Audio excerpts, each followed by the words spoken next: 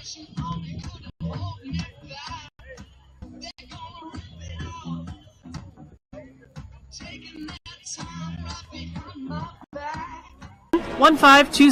Good luck, Indians, from FCIS Insurance. From Radio Iowa Sports, the Scouting Report, an in-depth look at this week's prep and college games. Now from our studios in Des Moines, Todd Kim. A pair of number ones collide in Council Bluffs to kick off the season. 1A top-ranked Grundy Center goes up against a county rival, and there's a top 5 clash in 8-player. That and more on a season-opening edition of the Scouting Report. Okay, men. This is your time. Maybe you didn't choose this, but you're here now. You're gonna go out there and be an all-star caregiver. It's up to you. So what are you gonna do? You're gonna go grocery shopping, cook, clean, be there emotionally and physically. You gotta dig deeper. Drive them to physical therapy, doctor's appointments. Don't you forget about the pharmacy. No, you won't. Because that's what caregivers do.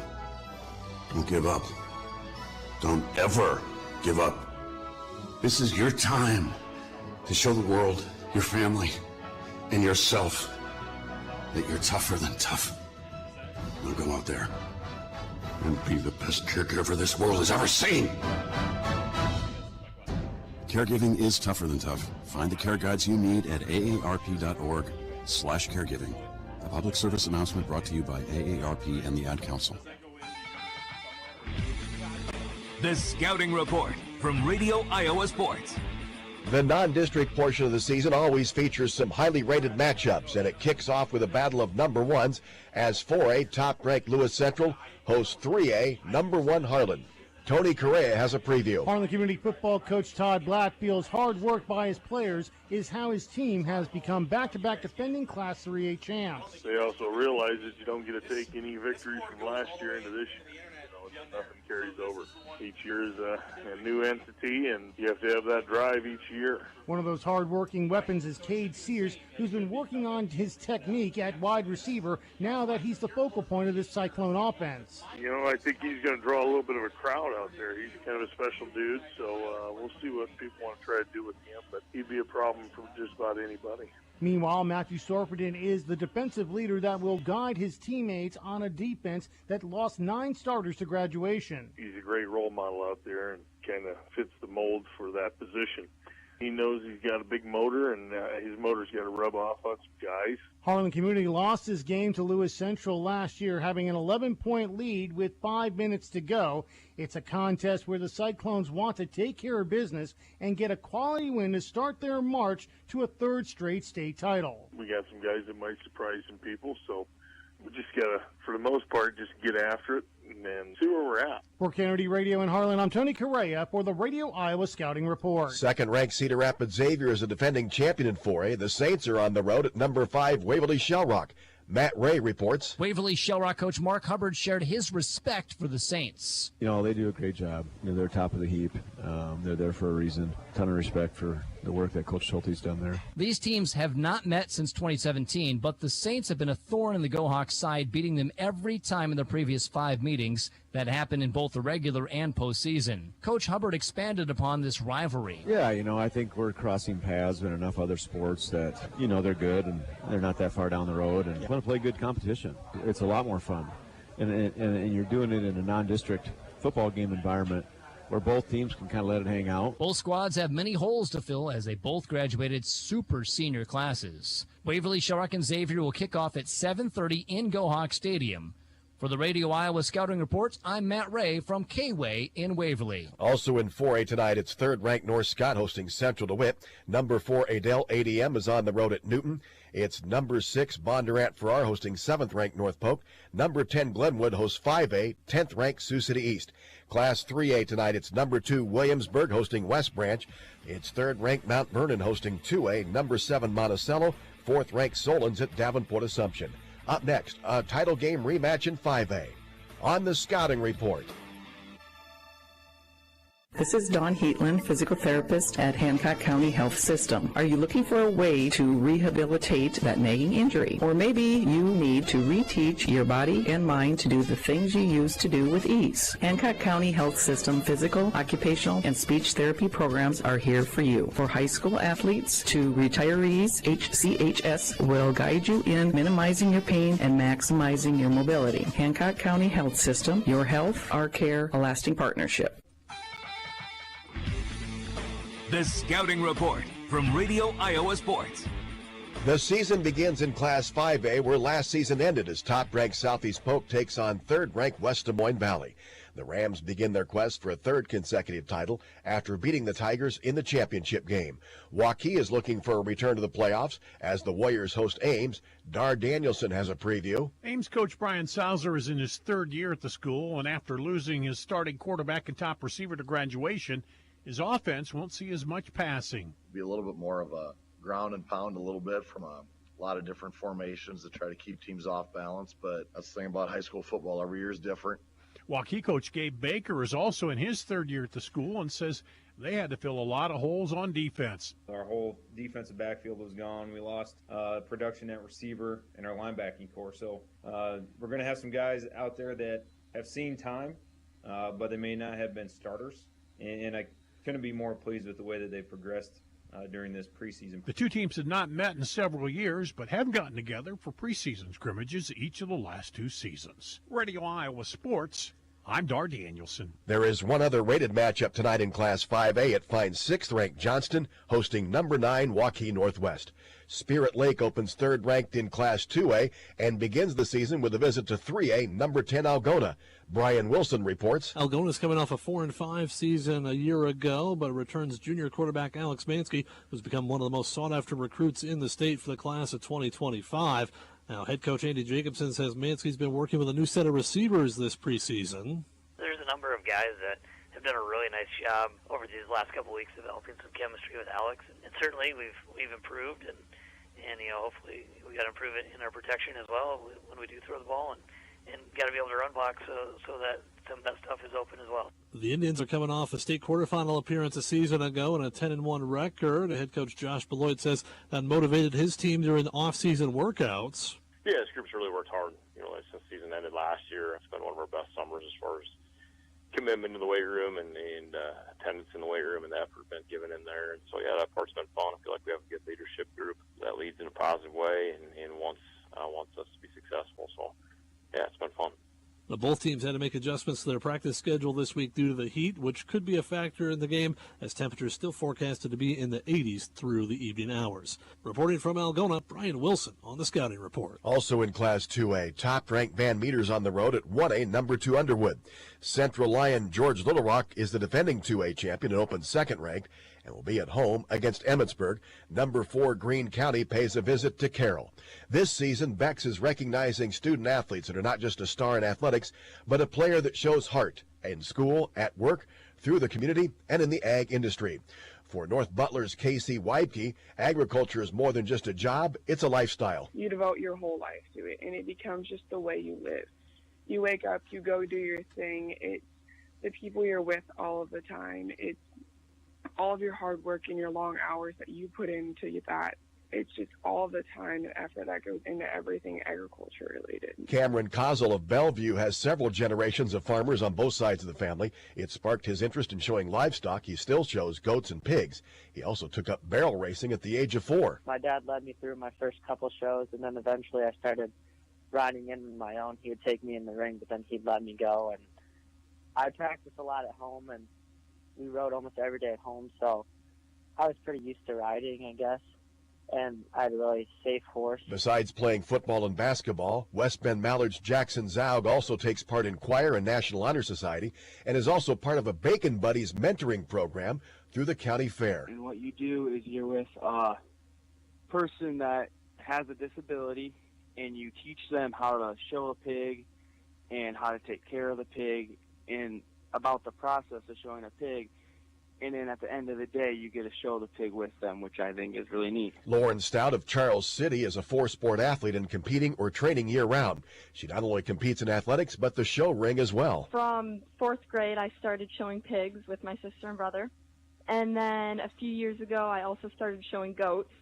So now I show both pigs and goats at the county fair. Beck's Players with Heart. The rest of Week 1 is next on the Scouting Report. We know you're busy, but your health care should not be delayed. Hancock County Health System's Britt Medical Clinic offers extended hours for your convenience. We're open from 7:30 a.m. to 7 p.m. on Tuesdays, Wednesdays, and alternating Thursdays with Dr. Shannon Mobley. Hi, I'm Cami Ochoa, Director of HCHS Clinics. During extended hours, you can be seen for something you've been putting off for a while or for something that's suddenly keeping you down. Call for more information, 641-843-5050. Hancock County Health System, your health, our care, a lasting partnership. The Scouting Report from Radio Iowa Sports.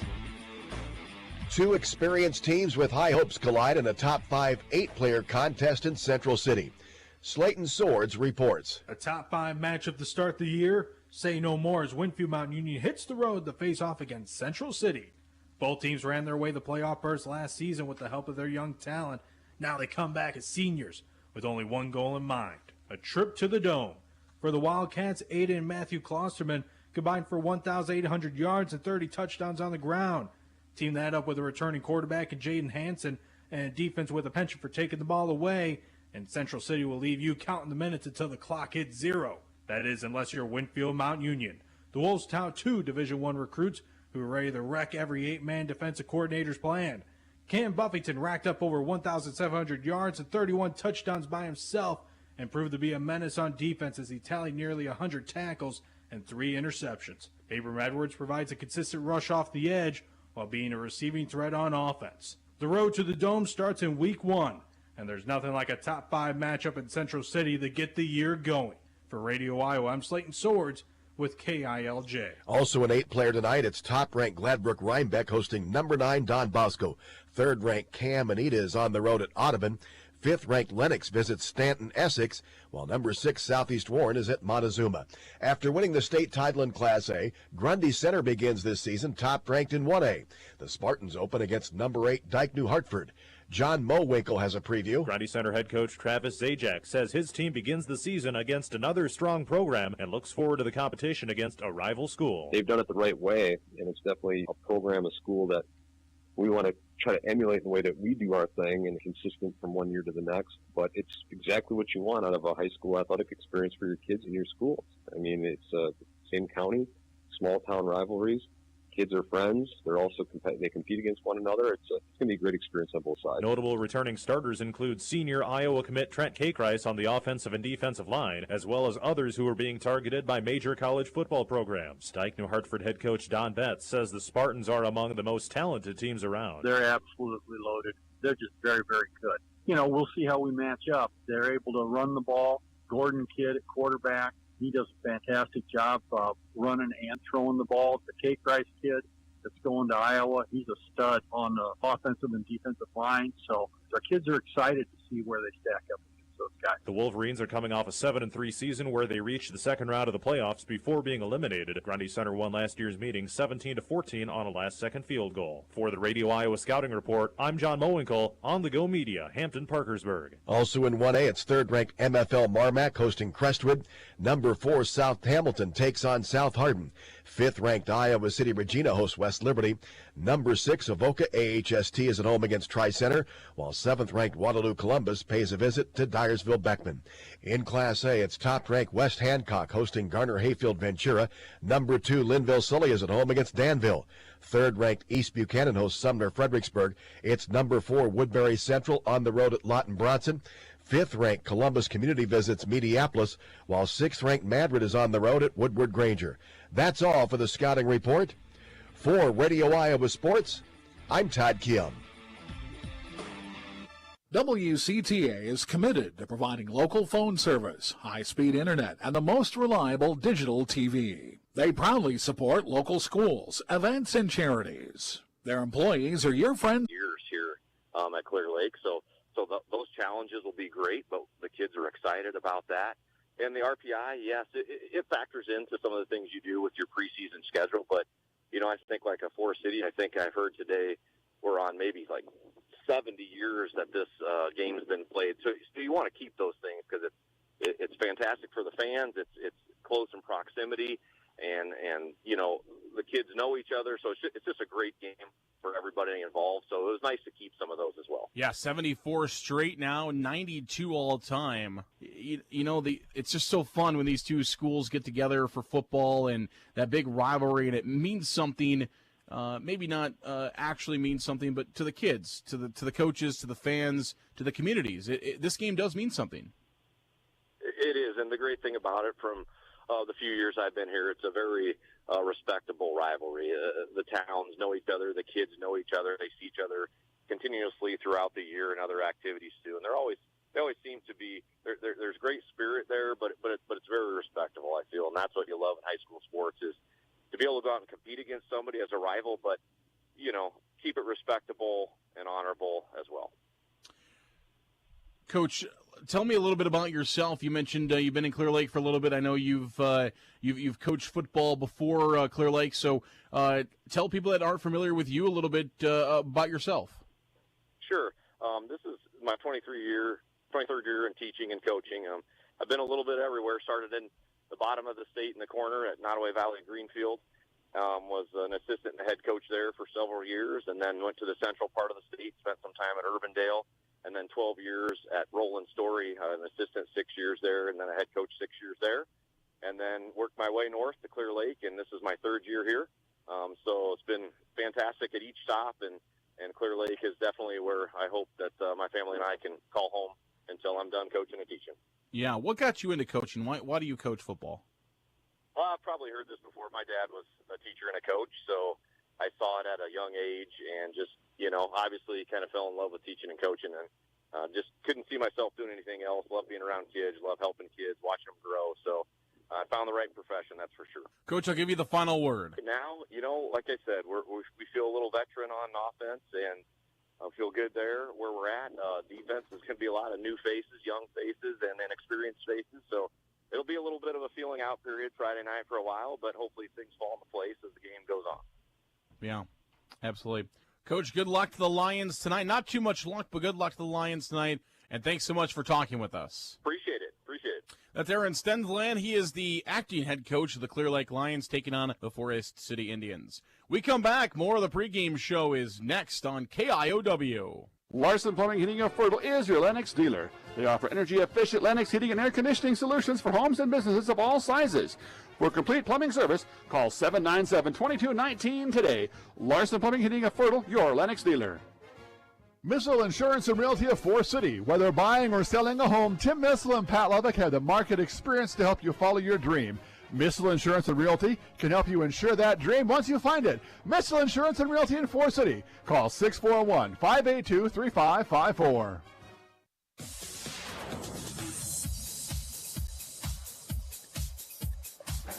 Welcome back here on KIOW, live at KIOW.com. As you heard there from Aaron Stensland, let's take a look at tonight's starting lineups. First of all, for the Forest City offense.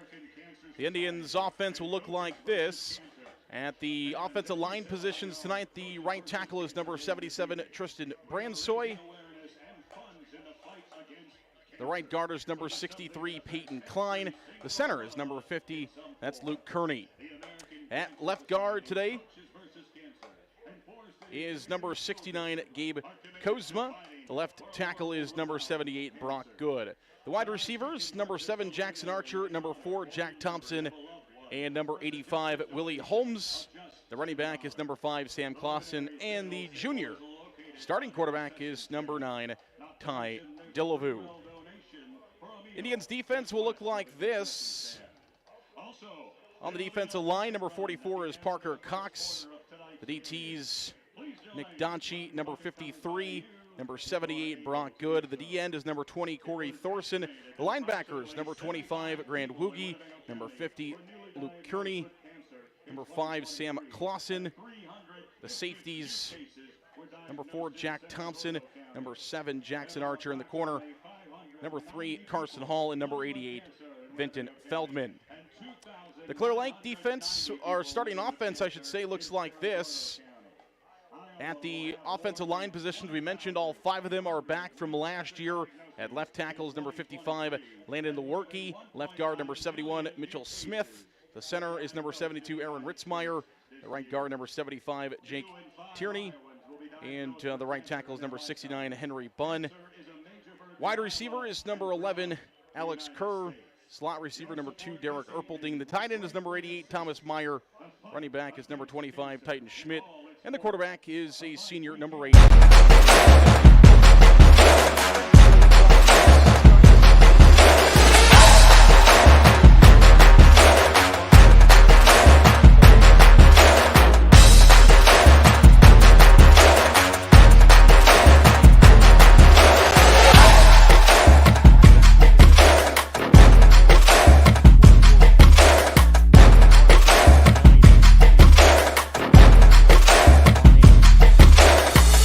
There again. We're wearing number 88 tonight.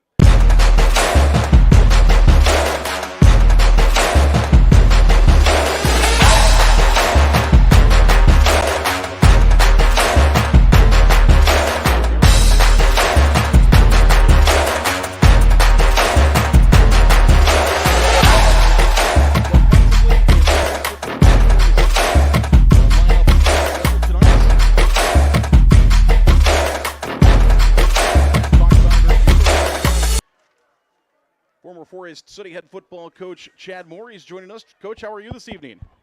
Can you hear me on that? Yeah, there we go. Good. How are you? I'm good. Are you ready for some football? Yeah, it's that time of year. It's hot out here, though. It sure is. It sure is. The teams have been practicing. It'll be interesting to see which way pays off. Forest City has been practicing in the mornings this week. Clear Lake, 7 o'clock at night. I don't know if there's really much of a difference. I know it was kind of hot some mornings and it's hot through the evening. I know it's one of those balancing acts that both these coaches had to go through. Yeah, absolutely. And, really what it's going to come down to is how they've been hydrating themselves during the week and how they've been taking care of themselves in the off season and what they did for conditioning leading up to it. This first game is always a challenge with the heat and the cramping, and you already got that automatic anxiety built in that just kind of increases that cramping. So that's definitely a factor tonight. And I noticed that right away. I walked into the volleyball game last night, and I saw Corey Thorson walk into his car, and he had the monster jug of water. So that's been something that the Indians have been talking about this week, is getting themselves prepared as Forest City makes their way onto the field here this evening. Clear Lake and Forest City, we both have been part of this rivalry for a long time, going on 92 years, 92 games that these two teams have played against each other. It's one of those games everybody gets up for this game. Yeah, it's a really neat thing, and Bob Fisher brought it to my attention years back that it's one of the longest standing rivalries, definitely in North Iowa, and if not in the state of Iowa. So it's definitely something that communities are close together. We got people that work in each other's communities, so it's a true rivalry, and it's a lot of fun. And I'm glad since they went up to 3A this year, I'm glad it worked out that we were able to continue to do this, and it's a pretty cool deal. Yeah, those watching on the video stream can see the stats up there on the screen right now. 74th straight meeting, 1949, the last time these two teams have not played. 92nd all-time meeting, Clear Lake won last year, 35-12. The first meeting that I've been able to find was in 1922, a 55-0 win for Clear Lake. Clear Lake leads the series all-time, 65-21-6, and the longest streak. Remember when that one ended in 2012, went from 1994 through 2011, 18 straight games. That streak ended in Clear Lake in 2012. Definitely a memorable game in Forest City history. We'll take a break for the national anthem. We'll come back. Kickoff for the 2023 season is next here on KIOW. Holland Contracting in Forest City for earth moving, Varco Pruden metal buildings, farm drainage, directional drilling, demolition, tire shop, and more. Call the construction experts at 641-585-2231. Holland Contracting in Forest City, dedicated to making the region a better place, one project at a time. Shooter's Sports Bar and Grill supports Forest City High School athletics. In a hurry for lunch? No time to cook before the game? Call 585-5000 to place your order for pickup. Shooters will be happy to get your order ready in advance. Shooter's Sports Bar and Grill supports the Forest City Indians. Custom Paint and Collision of Forest City. Corey and his staff have nearly 50 years of body shop experience and can fix just about anything on the road. They give free estimates and also carry car batteries and windshield wipers. Located on Highway 69 just south of Forest City, it's Custom Paint and Collision, your body shop. Forest City Ford at the corner of 9 and 69 in Forest City wishes good luck to our local athletes. We look forward to seeing you compete. When you need a vehicle, see us at Forest City Ford, where customers really do send their friends. Grow Electric in Lake Mills is proud to support area athletics and proud to serve our new and returning customers. To get started on any electrical project, big or small, call 641-592-8282. Good luck, athletes, from Grow Electric in Lake Mills.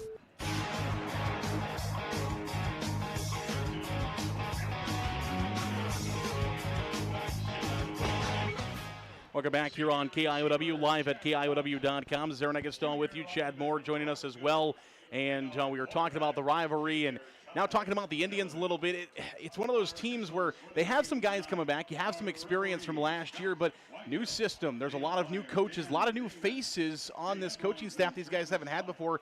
You got a junior quarterback that played last year as a sophomore, but in a different system, so it's like he's learning all over again. It's like he's back to being a sophomore. What are you going to expect out of Forest City right off the bat? I think we'll have a good, solid defensive squad. We were sophomore dominated last year.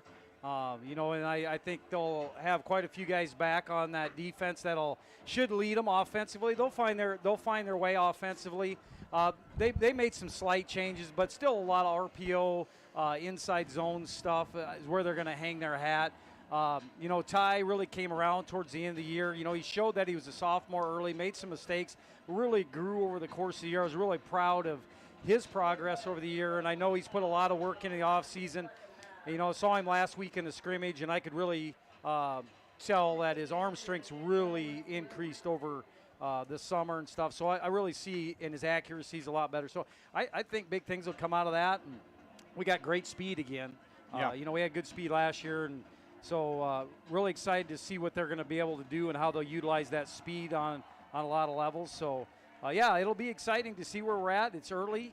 Again, like I've always said for a lot of years, district football is finally set up the way it should be. It gives a lot of teams chances. And more or less, this game's an important game. It's a rivalry. But at the end of the day, it's really not going to hurt you for the playoffs. So, it's a good measuring stick here these first 2 weeks. Absolutely. We'll talk more about that later on. The Indians lost the toss, or I guess Clear Lake won the toss. They elected to defer to the second half, which means Forest City will receive that. We're going to see that Forest City offense right away to start this game as the Indians will send Jackson Archer and Jack Thompson. 2 touchdowns Jack Thompson brought to the house last year as a kickoff return man. You got to know that both everybody on that Clear Lake coaching staff, they know, of course, you got a veteran kicker like Kenneth Claybaugh that's going to be kicking off here for the Lions. Wears 99, and he's sent to kick this one off. Our officials this evening, our back judge is Mr. Carl Woldridge. Our linesman is Mr. John Breeze. The heads linesman is Mr. Travis Pike. Mr. Dan Dingman will be the umpire, and our head referee, you might have heard him a moment ago, he is Mr. Scott Whitehill, and he's wearing the white hat as the head referee. Kenneth Claybaugh has got the football teed up at the 40-yard line. The Indians have Jackson Archer and Jack Thompson back to receive, and the 2023 football season is underway. A pop fly taken by Thompson at about the 2-yard line. Thompson up to the 15, down to the 20. He's loose, 25, still on his feet near the 30-yard line. Look at that. Jack Thompson will bring it back about 28 yards on the return for the Indians, and Forest City will start with good field position to start their first drive. And we'll see that offense led by junior quarterback Ty DeLaVue. Stands at 6'2", 180 pounds. The junior wears number 9. See what the Indians offense has first. They're actually going to spot it at the 29-yard line. Archer and Jack Thompson will split out here to the near side. Corey Thorson in the game to the left side. Thompson in the backfield. Thompson in motion from right to left. Low snap, handoff to Clausen. Clausen's got some running room across the 30, and he'll be brought down near the 32-yard line. A positive gain on first down. Cabot will make the stop. 6-foot senior, 190 pounds, Caden Cabot. linebacker. As you heard Coach Stensland say, Clear Lake likes to sit in a 4-3 defense. You got some big guys up front. You lost some guys from last year's team that made a lot of tackles. You know, Division I recruit here off the left side, a big guy on the right side. Delavu in the gun, takes a snap, looking left. It's swing pass to Clausen. Clausen's got it 35-40 across the 38-yard line. Did he get to the first down marker? I think he did. Yeah, it looks like they're waving them forward there. So nice little swing pass over there. Nice check down. Good way to start, you know, start the season out. Make some easy completions, build that confidence for Ty, and then, you know, start taking your shots a little bit later. Positive yardage, that's what you're looking for. 2 plays and a first down for Forest City. They're going to spot it near the 40. We'll call it the 40-yard line, first down and 10. Indians will break the huddle there. Thompson and Archer here to the near side. One receiver split to the left side. That's Holmes. Delavu takes the snap. He rolls right. He's under pressure. He throws. He's got an open receiver, but just outside of his arms. Jackson Archer had the lead on the sophomore Sam Dodge. But that pass just out of the reach of Archer, and it'll be an incomplete second down.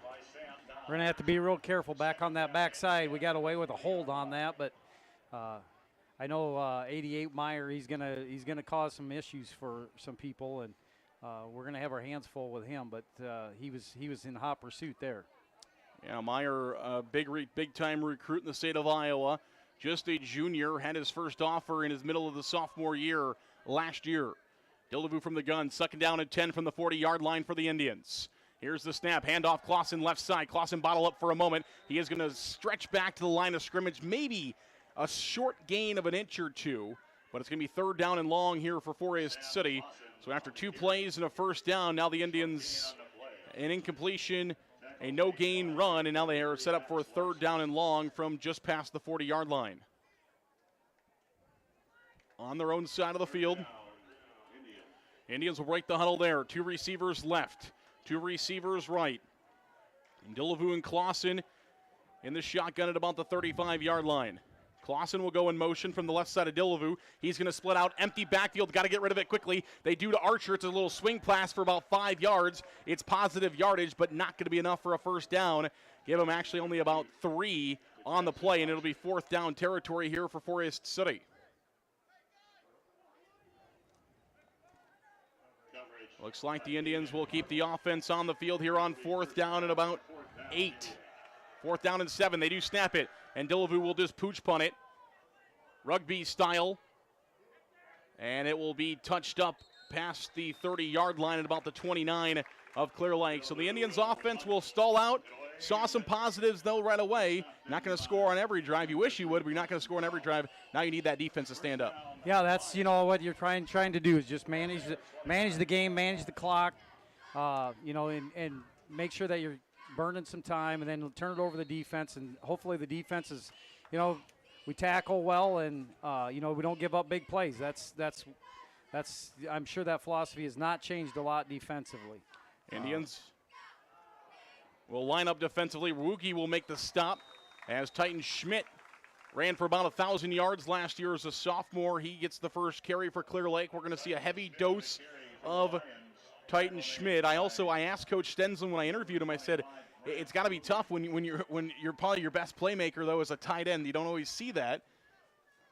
And you got to find a way to get the ball in his hands. And he said, hey, we're not going to use him as a decoy. We are going to get the ball in his hands. So the Indians they will, and they've got good speed. Titan Schmidt's a very fast kid. You know, he got another year of experience. Started a little bit last year as a freshman. And so they got their quarterback back, got a little experience there. So they've got some good weapons there. They're going to be doing the same thing we are, though, trying to feel their way through some things here early against some you know, a new team. And so this first quarter will be a lot of feeling out of one another. Schmidt wrapped up that time on second down for a loss of about 4. And it's going to be third down and long, third down and almost 10. Call it 10 here for Clear Lake, just about 11. Stephanie in the gun. He's got 2 receivers left. He's going to throw to their big man, and it is incomplete. Clear Lake bench thought that Jackson Archer got there quickly. Jackson Archer makes a great play getting the stick on Thomas Meyer. That's who they went to on third down and long, and the Forest City defense creates a 3 and out to start the game. Great defense there by Archer. He saw the ball coming right to Meyer, wrapped him up. Clear Lake fans thought maybe a hair early, but either way, the Indians will take it. Clear Lake will punt. The freshman, Zeke McIntyre, the freshman, is in punt formation for Clear Lake. McIntyre will get it away. Jack Thompson, the return man for the Indians. Started about the 30-yard line. He lets it go, no touch. Ball is still running. Clear Lake bounce. And it'll be touched up at about the 31-yard line, so the Forest City Indians will get the ball back a little bit short of where their drive stalled out. Clear Lake gets a little field position back, and the Indians will start at about the 31-yard line this time, similar to where they started a moment ago. So both offenses stall out. The Indians have the only first down of the game so far, and we'll see that offense for a second time. It's red jerseys and white pants tonight for Forest City. White helmet with the FC logo on the right side. Clear Lake's going all white. Tops and bottoms, they got black helmets. One receiver left, three receivers to the right. Dillevue in the gun with Clausen. Dillevue looks right, looks left. 4 down linemen. Blitz showed by Clear Lake. Clear Lake does blitz. Snap to Dillevue. He's got to run. Dillevue's on the run. At the 35, across the 35 to the 40. And Ty Dillevue's going to have about 9 on first down with a quarterback scramble, and that's what you do when you don't have an open receiver. Yeah, really nice job on Ty. He checked his first option, and it wasn't there. Meyer ran upfield, and Brock Good did a great job of making him run the hump, and Ty stepped up underneath it, and there was nothing there, so that was a great job right there. Brock Good, an experienced offensive lineman in his junior season. He got the start last year as a sophomore out there at left tackle for the Indians. And some pieces experience on an offensive line, and then you got newcomers as well. Dillevue in the gun again. He'll hand it off this time to Clausen, and Clausen will get smoked. And Clear Lake saying there's a fumble. I don't see a beanbag. Was there a fumble or not? No. Looks like they're giving it to us. Looks like they said he's down. Line judge on the far side says he was down. I didn't see a beanbag come out. So it'll be 3rd down and short for Forest City. That was 2nd down and about a half a yard. And I would say Clausen lost a half a yard, so call it 3rd down and a full yard. The Indians are set up at the 40. They got to get across the 41. Heavy package in here for Forest City. 2 receivers right, 2 receivers left. Dillevue takes the snap, looking to throw on 3rd down. It is tipped at the line of scrimmage. He had an open receiver, but the ball gets tipped. Big number 75, Jake Trineri, gets the paws up there as he knocks it loose, and it's going to be 4th down and short here for Forest City at their own 40-yard line. 4th down and 1. 7 minutes to play here in quarter number 1. No score, Forest City and Clear Lake. Great crowd on hand here between these two teams. Indians will come out offensively. Last time they were in this formation, they did punt, rugby style. I would assume maybe you got to go for it here.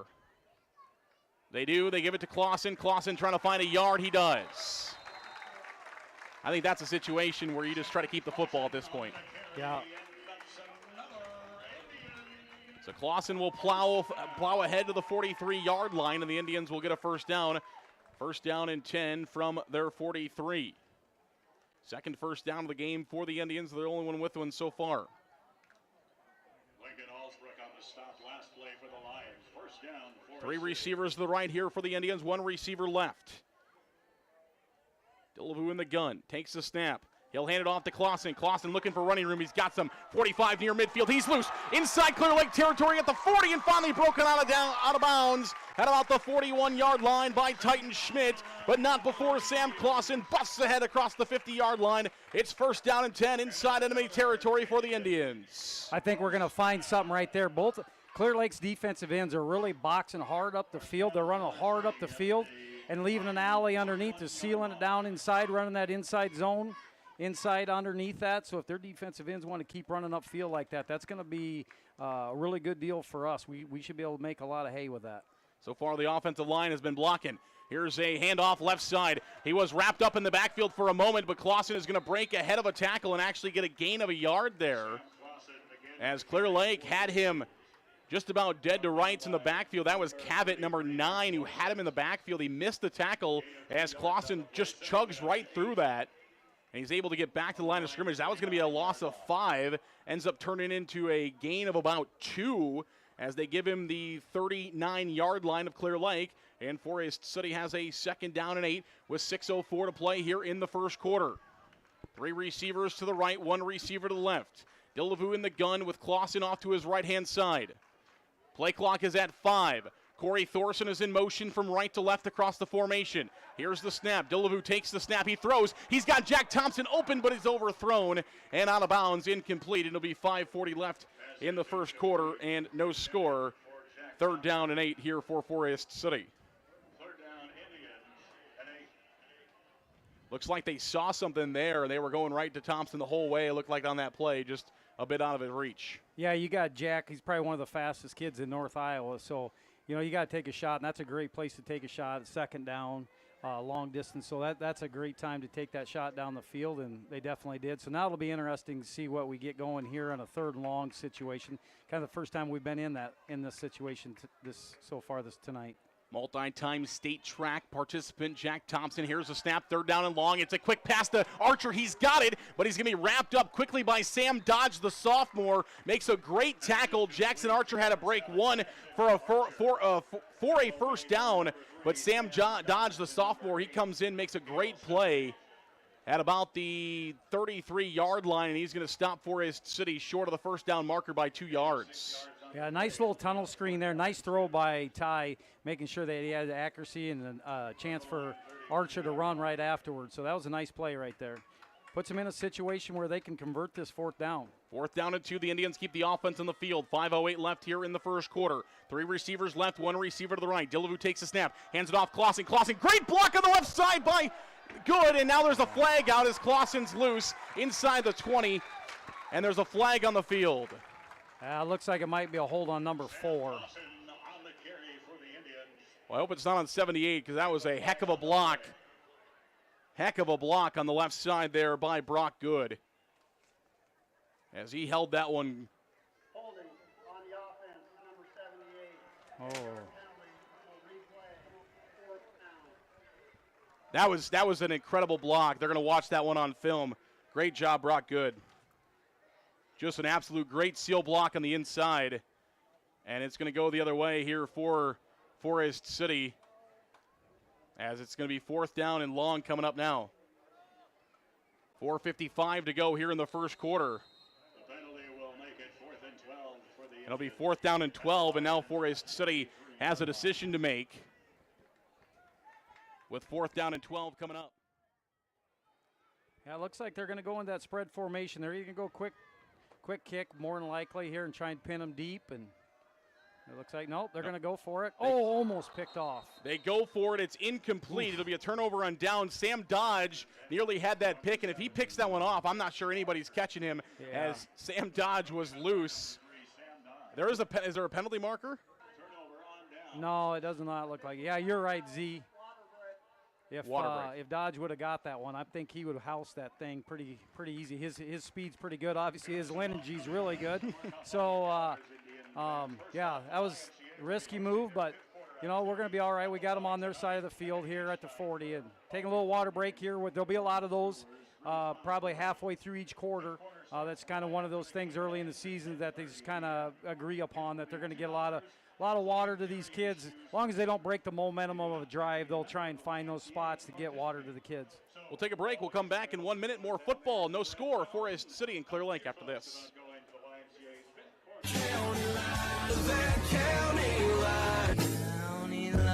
Everyone else is doing it. Call me, Matt, Chuck, or Jake at County Line Seeds in Forest City for a great lineup of DeKalb, Asgrow, MK, and now offering Wiffles hybrid products. 641-581-3300. The 3M Distribution Center of Forest City. The team at 3M wishes our area athletes good luck and good health this season. Like any good team, working together brings out great results on the field or in the warehouse. The 3M Distribution Center of Forest City. NIAC is proud to help support North Iowa athletes. Working hard and being part of a team is a great way to learn lessons for life, and learning is what NIAC is all about, beginning with high school juniors and seniors who can start building college credits now for free. Learn more at niac.edu.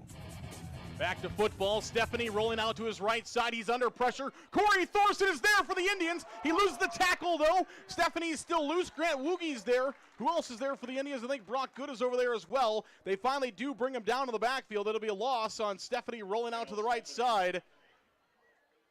A loss of about 3, maybe 2, all the way back to the 41-yard line of Clear Lake. Great pursuit there by the Indians defense. And great coverage by the Indians defensive backs to force Stephanie not to be able to throw the ball. 2nd down and 12. High snap. Stephanie gives it off to Schmidt. Schmidt is loose. Schmidt at the 50. He breaks one tackle and he's across the 50-yard line. It's short of the first down, but he gets about 8 or 9 on first down. Yeah, they opened up a really nice hole up the middle on our defense there, so you got a nice run out of that deal. We got to buckle in here. No huddle for Clear Lake. Indians can't substitute. Great tackle in the backfield. They bring him down. Is that Grant Woogie? Grant Woogie, it is. 25. Grant Woogie with a big tackle in the backfield for the Indians makes it a quick 4th down. Just like that, Clear Lake is 4th down and about 4 from the 50-yard line. One big play for the Lions on 2nd down by Schmidt, but otherwise the Indians defense have wrapped him up. 2 receivers near side, wing back to the right side. Tied in the game as well. And now a penalty marker is on the field, and they're going to call encroachment on Forest City. Lined up offsides before the ball is even snapped. So that'll give Clear Lake a 1st down on 4th down and 3. The Indians give Clear Lake a 1st down at the 45-yard line. So 1st down and 10, Lions from the Forest City 45. Stephanie and the Lions. 1 running back in the backfield, a wing back to the right, 2 receivers left. 1 man in motion from left to right, that's Erpelding. They hand it off to Schmidt. He's got running room across the 40 and near the 39-yard line before he's brought down. It'll be 2nd down and short coming up here for Clear Lake. Yeah, they're really doubling up inside on that one technique and then just running that zone inside and working up to 2nd level. Got in Kearney's face there. Even though Kearney fought off that pressure and brought him down, but we're gonna have to find an answer for that pretty quick. 2:35 left here in the first quarter. 2 receivers right. The wing back is to the left side with the tight end.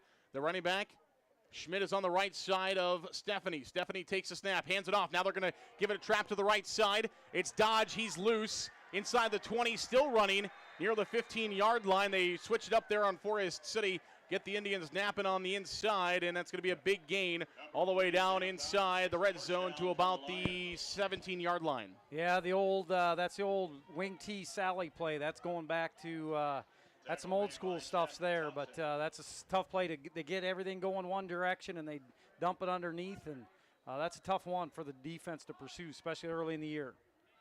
And especially on a team you haven't seen any actual game film on them yet. Yeah. That's something new that Clear Lake has not shown in the past. So that's something new, a little wrinkle they put in.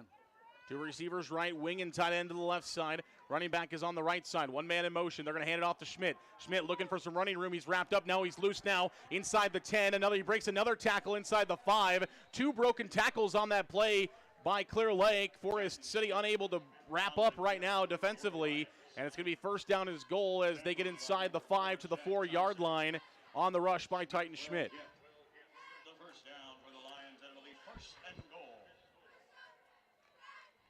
from the 5-yard line. Yeah, well, I think one main thing there, Schmidt's got really good feet. We didn't run through the contact, stopped at contact. He just put the brakes on real quick, slid out to the outside. So we just got to run through that contact, making sure we're getting those tackles and getting him to the ground.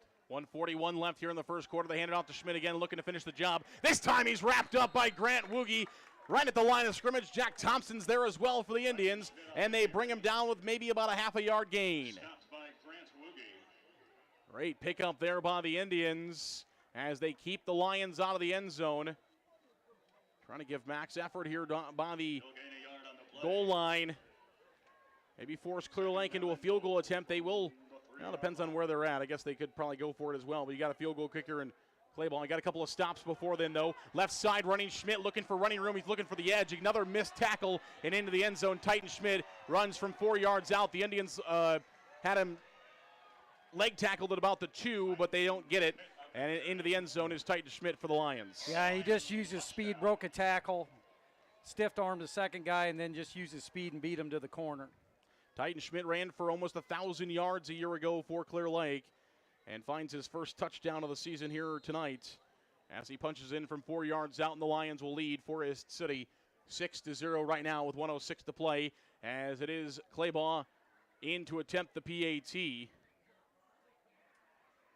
Snap is good, hold is good, kick is well good through the uprights for the Lions, as Clear Lake will lead Forest City by a score of 7-0. 1:06 to play here in the first quarter. Kickoff is 1 minute away.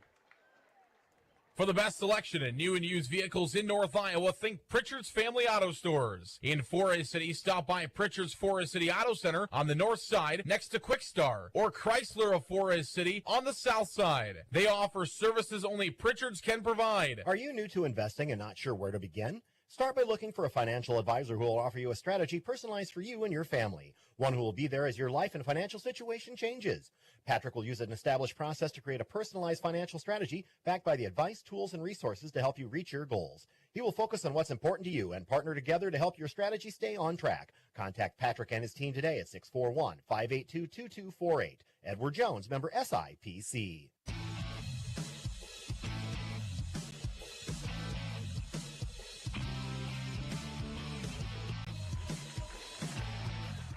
Welcome back here on KIOW, live at KIOW.com. 1:06 left here in the first quarter as Clear Lake leads 7-0. Did he miss that PA? That went through, didn't it? Yeah, it did go through. I don't think they can get the point. All right. I was like, it looked like it was well good. 1:06 to play here in the first quarter. Clayball will kick off for the Indians, or for the Lions. Back to receive Jack Thompson and Jackson Archer. Jackson Archer and Jack Thompson back to receive here for Forest City.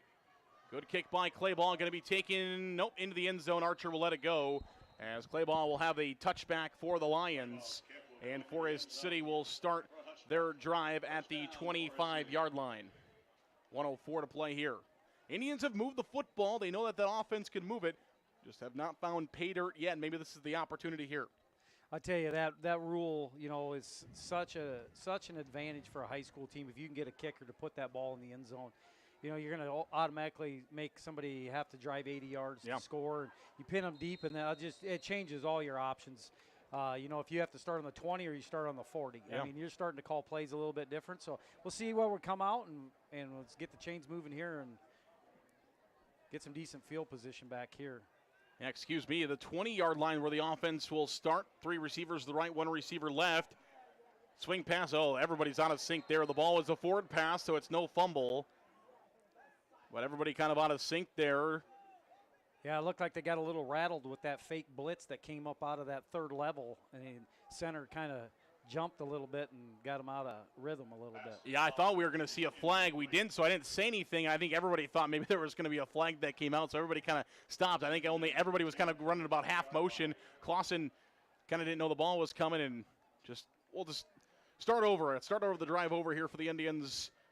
2nd down and 10 from the 20-yard line. They're going to hand it off up the middle. That's Cox running it here for Forest City. Parker Cox Jr. in to run the football, and he'll gain about 4 on 2nd down. 37 seconds left here in quarter number 1. Forest City will get one more playoff here in the first quarter. Need about 6 yards for the first down at about the 24. Cabot on the stop for Clear Lake. 2 receivers left, 3 receivers to the right. Empty backfield here for Forest City. 5 wide. Delavu in the gun. Surveys the defense. He'll take the snap. He looks to throw. He's under pressure, and he's going to be sacked in the backfield. Great sack back there for the Lions. As I believe that's Aiden Hartle who makes the sack for Clear Lake. He just wrapped up that foot. Delavu was unable to escape and brings him down right at the 15-yard line, and where it will be 4th down and long for Forest City when we come back. That's the end of quarter number 1. We've played 1 complete. It's the Lions 7, the Indians 0. Quarter number 2 comes your way in 1 minute. Ready to sell your home? First Choice Realty is here for you. There are more homes needed to meet the demand of our pre-qualified buyers. Contact Bethany Ferris, Mary Ferris, Barb Rockow, or Teresa Combs at 641-585-2404. First Choice Realty of Forest City. NSB Bank wishes the Indians good luck. For the past 90 years, NSB Bank has provided the latest financial products and services with a community touch by local decision makers. Stop into your NSB branch location in Titanca, Forest City, Thompson, Mason City, or Northwood. NSB Bank, we're here for you. Member FDIC Equal Housing Lender. Waldorf University in Forest City. With scholarships available up to full tuition, athletics, fine arts, and over 35 clubs and organizations, you'll have the opportunity to find your passion while getting a world-class education. On campus or online, find support from a community that makes you feel at home. Find out more today at waldorf.edu.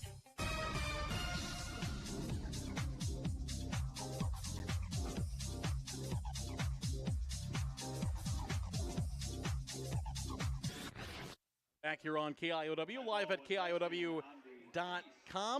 As we get set for quarter number 2, it is also Coaches versus Cancer night out here at Forest City High School. A lot of pink. All the coaches are wearing pink. I ordered a shirt to wear pink as well, but I clicked on the wrong size, Coach, so I wasn't getting that thing on, and I don't think anybody up here wanted to see me in a crop top tonight, so I'm not wearing my pink, but just imagine that I'm wearing a pink shirt tonight. I meant to. Misclick on my part, but that's okay. Goes for a good cause here. Coaches versus Cancer, or Tackle Cancer, I should say, out here tonight. A little something new that Winnebago County Relay for Life tried.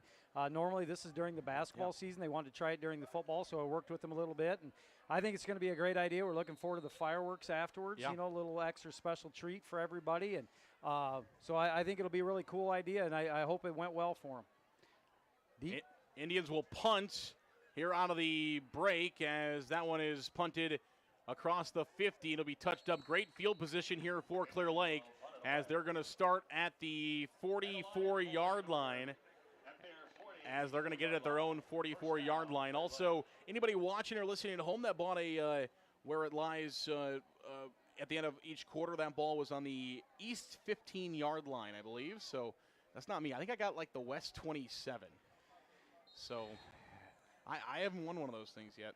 I should have tried when I was coaching. I don't even think I could have controlled it then. But yeah, I've been doing that for a lot of years. That's been going on since I think about 2006 or so. So a while.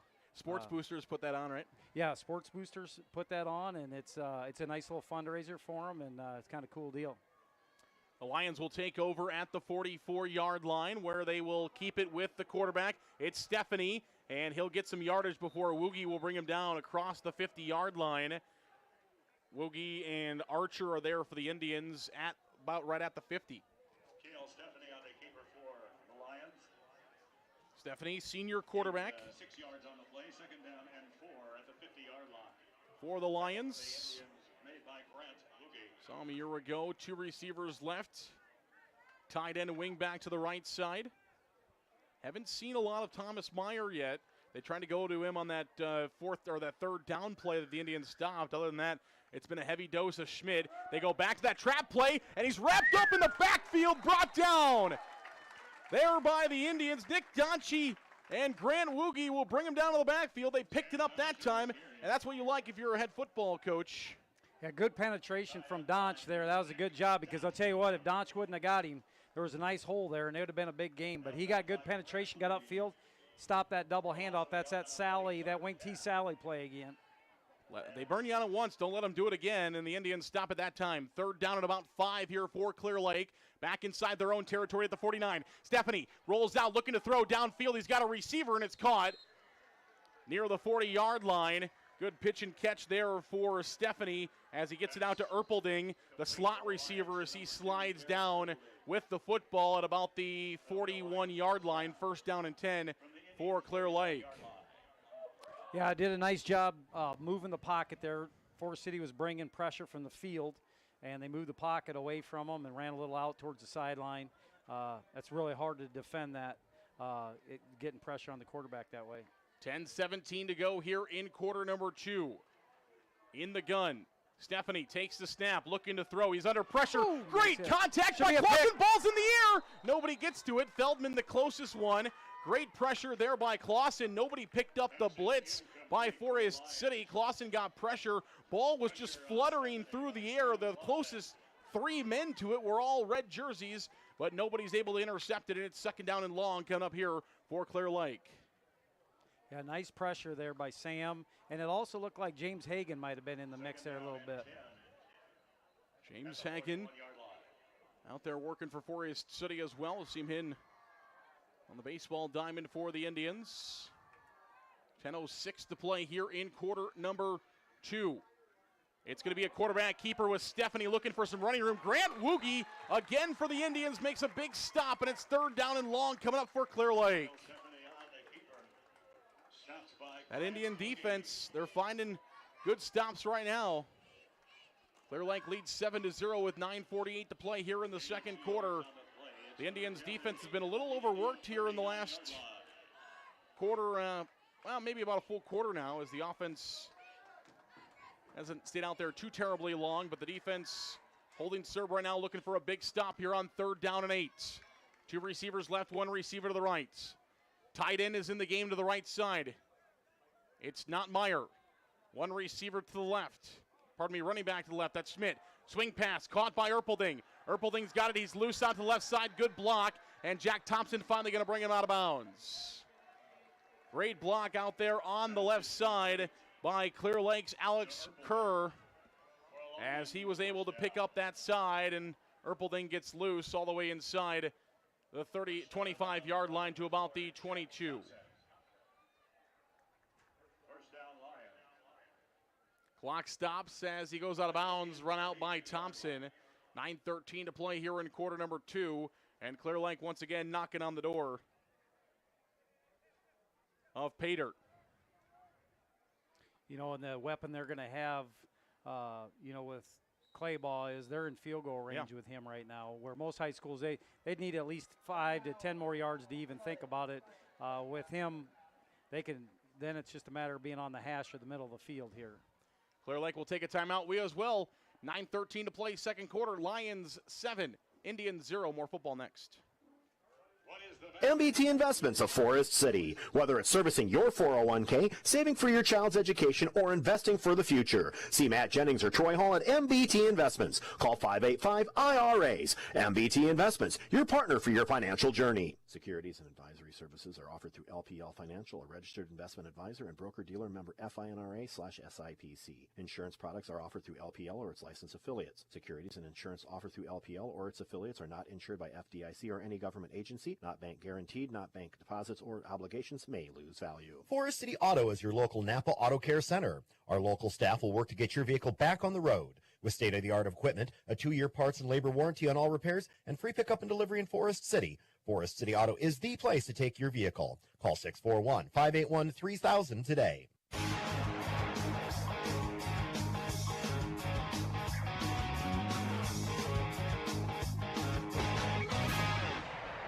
Back here on KIOW, live at KIOW.com. Some of the other games going on around the area. West Hancock all over Garner Hayfield Ventura in the second quarter. That game's 28-0. Osage is trailing St. Ansgar 12-0. A couple of games around the area. Here it's Clear Lake 7, Forest City 0. Stephanie takes the snap, rolls right, looking for a block. Meyer. He's still looking. Meyer is open, and he makes the catch inside the 10, or about at the 10-yard line. That's a play. Uh-oh. Jack Thompson comes up limping on the coverage for Forest City. Not something that the Indian fans want to see there, as Thompson limps off the field with the head athletic trainer, Emily Putney. And hopefully just something where maybe a stinger there for Thompson as he walks slowly to the bench. Clear Lake lines up at the 10-yard line. First down and 10 Lions from the Forest City 10. Schmidt in the backfield. 2 receivers right, wing left. They hand it to Schmidt, left side, looking for a block. He's got one inside the 5. Still on his feet. And finally going to be brought down inside the 5-yard line at the 4. Indians wanted a hold out there on the left side. They're, of course, not going to get one, though. as Mitchell Smith, the offensive lineman for the Lions, inside the 5 at the 4. 8:40 to play here in the second quarter. 7-0 Clear Lake, they're knocking on the door. Stephanie in the gun, one running back to the left, 2 receivers left, wing back and tight end to the right. Here's the snap, movement up front, no call. And the Indians are going to bring him down. Good stop there. I think that's Kearney for Forest City, keeps him out of the end zone. Yeah, good job there.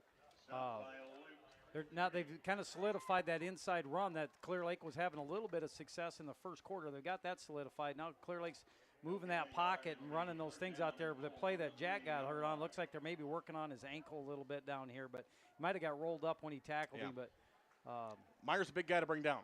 Yeah. Clear Lake will line up 2 receivers right, same formation, wing back and tight end left. Here's the snap, little high one, Schmidt at the 2. Schmidt's fighting his way. Did he get in? No like signal. Mark him short. He's they're short. Mark him short. They mark him short. It's going to be 4th down and inches. They mark him short of the end zone. The Indians will hold him out as Schmidt will just be held short of the line. Great effort there by the Forest City defense. Some may just give up and let them have it. Well, it'll be really interesting here because the state sent out a big emphasis on pushing athletes, and it was a big thing, getting into that underneath center, and you see a lot of it on Sundays in the NFL with the Eagles and stuff. So we'll see if Clear Lake tries something like that, and if they do that, if the refs will follow their protocols. Unlikely. Well, got whistles before the play. Looks like they might have to start a little early. Or they got a timeout. No, they got a timeout. Got a timeout. There was a false start 2 plays ago that was let go. It'll be a timeout. Lions. Indians wanted movement before the timeout. They don't get it. 7:02 to play here in the second. 7-0 Lions. The ball is about a hair or 2 away from the end zone line. We'll take it as well. We'll come back in about 1 minute here on KIOW. Malin Egg Service of Forest City is a proud supporter of Forest City High School athletics. Nate Malin is with you from the word go. From planting to harvest, you can count on Nate. Contact him today in Forest City at 641-860-1712. Nate will help you put the right seed on your acres. 641-860-1712. A&W Restaurant in Forest City. A&W has delicious burgers, cheese curds, onion rings, chicken tenders, and more available daily from 11 a.m. to 9 p.m. Finish your meal with a tasty root beer float, shake, polar swirl, or soft serve ice cream. A&W, where the food is as good as the root beer. Highway 69 North in Forest City.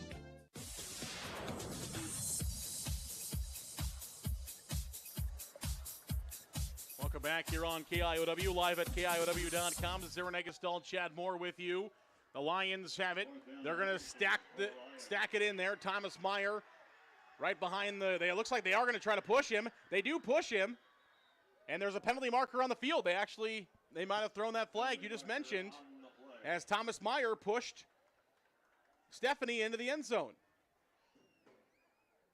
6:58 to play here in the second quarter. The flag is in the middle. Now they got the false start first. Either way, we'll take either one. So that'll put the Lions back. It'll be 4th down, and now it might be Kenneth Claybaugh time as the ball is set up at about the 6-yard line. And it looks like here he comes. Yeah, it looks like they're going to do the field goal. So field goal unit out here for the Lions. We'll see where they set up at here.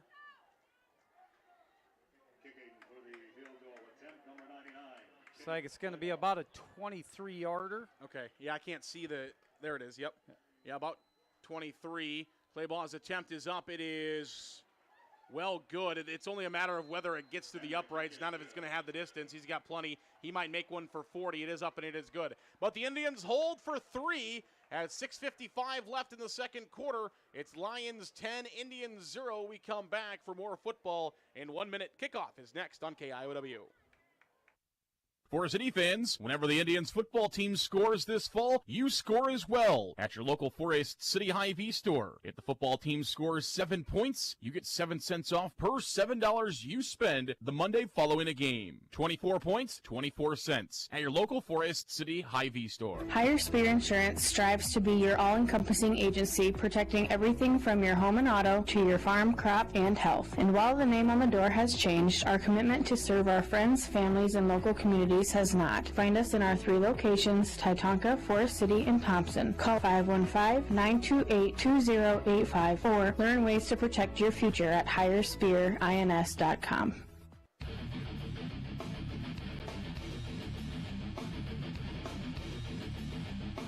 Welcome back here on KIOW, live at KIOW.com. Zarin Egestal, Chad Moore with you. High above Forest City High School football field. 2023 high school football season. Indians have a very favorable schedule this year. As we know, these first couple of games really won't affect them playoff time. We talked about that. All you got to win is a couple of district games. And looking at the schedule, there are more than plenty of winnable games in district play this year. But right now, you got to take care of business with a couple of 3A schools and a couple of bearers for the Indians to start the season. You got Clear Lake tonight, of course, going to have a tough district of their own. And next week, heading to Clear Lake, where you're going to take on a 3-star quarterback that's only a junior, going to play Saturdays and Saturdays at the high level. And yeah, they got they've got those 2 really big challenges with 3A schools, and the Mansky kid from Algona next week when we go over there, being highly recruited in a lot of places, but and then Eagle Grove back here for homecoming, which will be really exciting. That's a new opponent we haven't played. I'm not sure we have played them actually. I think at the 44. In 1944? Yeah, yes, sir. Well, that's good memory, Z. Here's a handoff left side. I'll tell you in a second. Clausen comes across the 20-yard line on the handoff. I did find it. I've got it somewhere. It's around 40s. Well, I knew it was well before my time. yeah, my time too. Yeah. Luckily, they have this thing called the internet, which they didn't have, I don't think, in 1944. I don't even know if they had it when I started the thing. So 6:49 left here in the second quarter. 10-0 Lions. First play goes for about a yard for Clausen off the left side for Forest City. It'll be about the 21-yard line where the Indians' offense will set up. They'll break the huddle with 10 left on the play clock. 1 receiver to the right, 3 receivers to the left. In the gun is Dillevue. He's got Cox to his right side. Crossing route by Archer. It's caught at about the 25-yard line. Dodge is running the other way with the football, but they're going to say he's down. So Jackson Archer's got a reception for the Indians to about the 25. Another really nice pass by Ty, though. It was in a lot of traffic. Real accurate pass. Put it right on his numbers. There wasn't a lot there. He squeezed it in a pretty tight window there. So that's nice to see. And down the road, as we start to develop and get more comfortable with this offense, that's going to be a big thing if his accuracy is good. And so far tonight, I think he's been right on. They got to have something here. Here's the rush. The pass is at where it's supposed to be, but just through the hands there for the Indians. Good pass, back shoulder pass. Deegan Moore out the right side, unable to bring it down for Forest City. And he had number 9 right in his face. Yeah. And he stood in there tough. He stood there tough and took care of it, but 9 gave him a good shot right to the face. So. And that ball just a bit at the shoulder there of Moore. Incomplete. It'll be 4th down and punting time for Forest City with 6:06 left here in the second quarter. And they'll do the rugby-style punt with Dillevue, and it'll be a good one. It's going to get a member's bounce inside the 30 and started to come back. Brought down by the Lions, up across the 35-yard line, still on his feet, running. Now the ball is out. It's picked up by the Indians. They're going the other way. Now we got a penalty marker on the field. Forest City's got the football. He was running all alone. How did that ball come out? Trevor Theobald was running all by himself through the middle of the field, and that ball just squeaked out. Must have had a little popcorn, and the Indians get on it.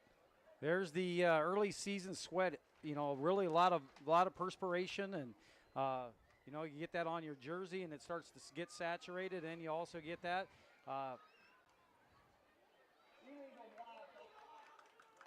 it's going to go against Clear Lake, so an illegal block decline in Forest City is going to have it 1st down and 10 in good field position at the Clear Lake 41-yard line. So just like that, it's one of the biggest offensive plays Forest City's had all night. It comes via the punt, and the Indians have it 1st down and 10 from the Clear Lake, about 41, maybe inside the 41 at the 40. Yeah, a lot of times your best offensive play is a punt. Changes field position, and once in a while you get lucky and get a turnover like that. That's a huge play. 3 receivers left, 1 receiver to the right. Dillevue takes the snap. He throws, and it is incomplete. intended for Moore, in and out of the hands of Moore once again. That also might have been going to Thorson there. They were crossing at the same time. Not sure who that ball was actually intended for. It was in the area of both Deegan Moore and Corey Thorson. Moore was the one that got the hands on it, but unable to pull it down. That ball gets in the hands of Thorson, though. He's got the edge here on the near side of the Forest City bench. Same spot where the Indians will line up offensively. Second down and about 10. 5:55 to play until the Waldorf University halftime show. 3 receivers left, 1 receiver to the right. Here's the snap. Dillevue looking to throw. He throws it complete to Thorson. 35, inside the 30. Heading for the 25, Corey Thorson's got a big reception for the Indians. First down, Forest City at about the 27-yard line of Clear Lake, and the Indians are marching once again. Deep inside Clear Lake territory for the first time tonight. Can the Indians find pay dirt? 5:41 left here. Alex Kerr makes a stop for Clear Lake. 1 receiver to the right, that's Holmes. 3 receivers in a triangle to the left. It's going to be Clausen off the left side. He's got a block looking for running room. Clausen inside the, to get to the 20, near the 20-yard line, where it'll be a big gain, about 4-6 on first down, and the Indians will have it second down at about 4 from the 21. 6-yard gain on first down. Second down and 4 upcoming. 5:07 to play here in the second quarter. Can the Indians get this to a 3-point game? 3 receivers right. Hall, Archer out there along with Ryan Bailey.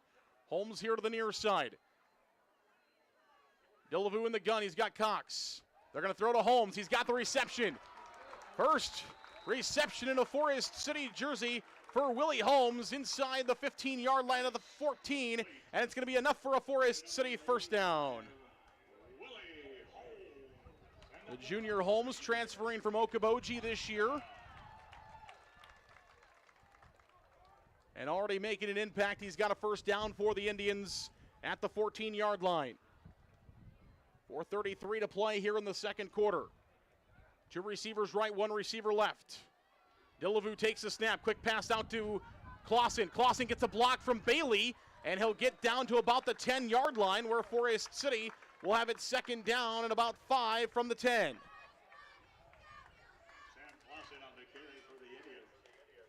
And once again, Forest City's offense is marching down the field. Closest they've been here tonight, and looking to find pay dirt. Plenty of time, 3:55 to play here in the second quarter. 10-0 Lions. 1 receiver, 2 receivers, 3 receivers right. 1 receiver to the left. Snap to Dillevue. Dillevue will keep it himself. Quarterback keeper near the 5, where he's going to slide down short of the 5-yard line, maybe around the 6. And it'll be second down and short upcoming here for Forest's. Third down and short coming up for the Indians. Just picking up yards inside the 10-yard line there for Dillevue. Yeah, doing a nice job of managing the chains, managing the clock, playing it safe. We're in a position here that we can score, so we want to make sure we don't make any mistakes down in here and utilize every play. Get that first down here inside the 5. That'd be a nice situation to be first and goal inside that 5 here. Heavy formation for the Indians. Clausen's got a block, and he's going to be drugged down in the backfield. He had a block originally, and going to be drugged down now in the backfield, I think, for a loss of about 1. And that's going to make it 4th down here for Forest City. So just like that, the drive looked promising for the Indians. Yeah, I'd be curious if Coach Clary's going to get some points on the board or if he's going to go for that first down. Looks like he's going to try for the first down. Looks like the Indians are going to keep the offense on the field. 2 receivers to the right, go big red chant from the Forest City crowd, trying to cheer on their Indians. 2 receivers right, 2 receivers left. Running back in the backfield, Dillevue will throw, and it's blocked down by the Lions, as that is Dontrell Johnson, the sophomore. He climbs the ladder and beats that ball back into the ground, and Forest City will come up empty on 4th down, and empty on a promising drive after a turnover by the Lions. The Lions will get first down and 10 from their own 6-yard line with 2:22, and they've got 94 yards to try to climb here to try to put another touchdown on the board before halftime. Remember, Clear Lake gets the football to start the second half as well. This could be a big swing for the Lions. If they score here, get the football, come back out the second half and score again, this has turned in from a 10-point game to a 4-possession game. Big stop on first down, though, by the Forest City defense as they hold the Lions to a 1-yard gain. Yeah, absolutely. This is a big stand defensively. You give them all that momentum going in the locker room. They get the ball coming out. That's tough to overcome. So a big stop here and being able to go to the locker room down 10-0 is definitely a win for the Indians. I think so, absolutely. Stephanie in the backfield. Indians trying to rotate somebody on. Hopefully they don't have too many. Yeah, they're going to have to. There, yeah. I think they have 12. Do they have 12 men on the field? Indians had a call timeout as the Indians have plenty of timeouts. Haven't used the timeout yet. As James Hagan was trying to rush onto the field, whether he was trying to be the 11th or 12th. Quick math, not my specialty. 1:51 to play here in the second. 10-0 Lions lead over the Indians. We'll come back in 1 minute.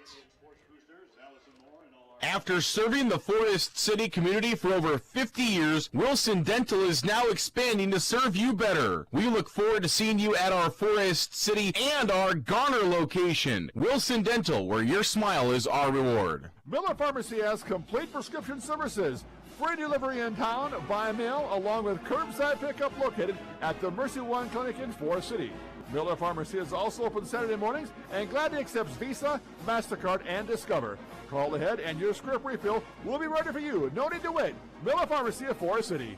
FCIS Insurance is proud to support our local athletes throughout the year. Let FCIS be your partner, not just your agent, helping you with all your insurance needs. With multiple carriers, we can get you the best coverage for the best price. Call us today at 800-331-1520. Good luck, Indians, from FCIS Insurance.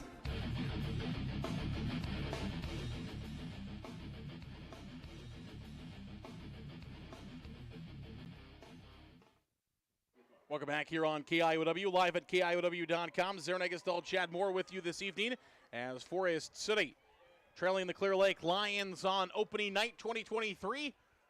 10-0, 1:51 to play here in the second quarter, and it's second down and 9 for Clear Lake. Two receivers left. Tight end wing back to the right side, and it is going to be up the middle. Got me faked out as well as Sam Dodge is loose near the 19. I thought the Indians had Titan Schmidt near the 2-yard line. And then all of a sudden you see Sam Dodge rushing through the middle with the football, and he's got a big gain on second down to make it 3rd down and 2. Yeah, they ran that, normally that's a play that you use once or twice a game after you've established it, but they really are hanging their hat on that. That's 3rd or 4th time they've ran that already, so still trying to cram it up the middle here. Here's Schmidt. Did he get enough for a first down? Looks like he's got plenty across the 19-yard line. So first down and 10. Clock stops with 1:15 left. They still got one timeout left. We've got 2. 1:10 left here, as Coach Moore mentioned a moment ago. In the second quarter, Clear Lake trying to drive the football to try to score before halftime. So they're keeping it on the ground again with Titan Schmidt. They're trying to break a big one here. Schmidt does not get out of bounds. Doesn't get out of bounds. That's big. So they're going to have to make a decision here pretty quick. They can get set here, but one of these first or second downs, I'd look for Clear Lake to take a shot down the field. So hopefully we loosen up a little bit and don't let anything get behind us. You got to watch Dodge. He's got good speed. It's going to probably come out of that slots where I think it would come out of. Yep. They're going to run it again, probably use a timeout. Remember, if, like you said earlier, they can get 25, 30-yard line. They've got a shot at some realistic points with Clayball over there, an all-state kicker. So we got to make sure that we're definitely defending that. 35-yard line, second down and 7, 24 seconds. They don't use any timeout. Their timeout left. 20 seconds on the clock. They're going to have to take a shot here, you would assume. Yeah, I'd look for the shot here. Nope, here comes a double handoff again. There's Dodge. Left side, he's loose. Oh, boy. They get it on a handoff. Dodge is loose down the 30, inside the 20, 25. Is he going to score? He is. No, he stepped out of bounds. No, they call him out at the 20. Looked like he stepped out on the 20. I'm not sure who that was, if that was Archer or if that was Vinny that got a hand on him and just enough to push him where he stepped out of bounds. So Clay Ball likely in here to kick the field goal. Be interesting to see because they let that play run all the way out, and the time ran off the clock here. If they're going to put any time back or they're going to stay out 5 seconds. The Indians call the timeouts. I see 5 on there. Yeah, I'm not sure when he stepped out because they didn't blow the whistle till he ran through the end zone is when we stopped the clock. So I'm okay if we leave 5 on there, but unfortunately we'll see what they put the time back on. Yeah, if they leave 5, it's going to have to be a field goal here, I would assume, from the 20, about a 37-yard field goal for the Lions. There's conversation being had between all of our referees. Makes it a little bit easier. You guys have the referee mic now, so that makes it a little bit easier than you having the referee yell to the sidelines. Sidelines yell up to the coach's box. Coach's box come over here and yeah, we moved it into the 21st century. We're no more long doing the caveman. It looks like they're going to leave 5 seconds on, which is definitely that's an advantage for Forest City because they could have put 3 seconds on. They got a chance for one play and then still could kick the field goal with the timeout. So this is definitely in favor of Forest City here, and this is a pretty good field goal. It looks like 37, I believe. Yeah, it looks like about a 37-yarder from the left hash. 5 seconds left, 37 yards from the left hash for Clay Ball. He's already been good from 23 tonight, and the Indians will use their final timeout to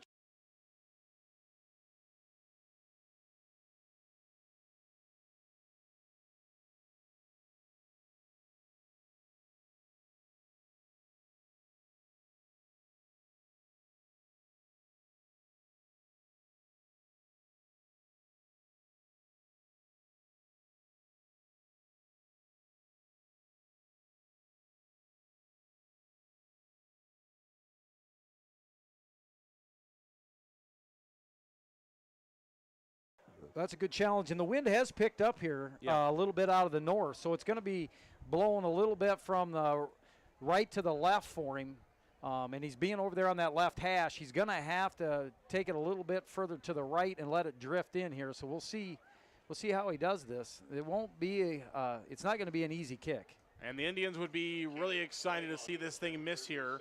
So Clay Ball will set up from 37 yards. He's already made from 23. 5 minutes, 5 seconds to play in the quarter. Time doesn't matter. 10-0 Lions. Coming out of a hold of Stephanie. The kick is up, and it looks good from here. It is good.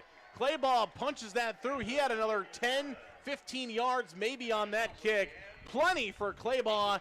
And after one half of football, it's the Clear Lake Lions 13. It's the Forest City Indians 0. Could be worse. Clear Lake has had a chance. They could have scored 2 other touchdowns. Could be 21-0 at this point.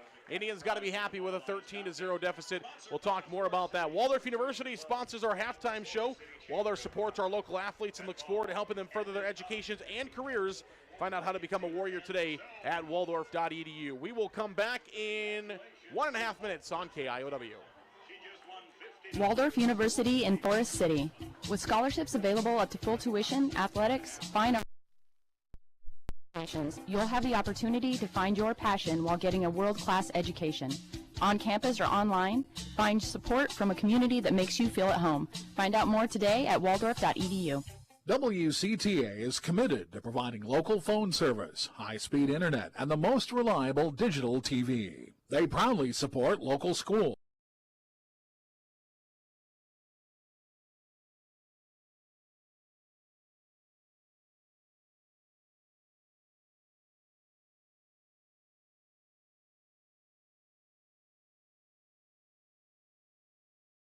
Career Center, and internships through NIAC. These programs also have debt-free options available. Find out more by calling Kingland Construction Services at 641-585-0101. Hey, what are you doing? I'm trying to shove these $20 bills down the drain. Ah, there we go. Having an old water softener is like shoving money down the drain. But a new Culligan softener can save money and a ton of salt. Culligan, better water, pure and simple.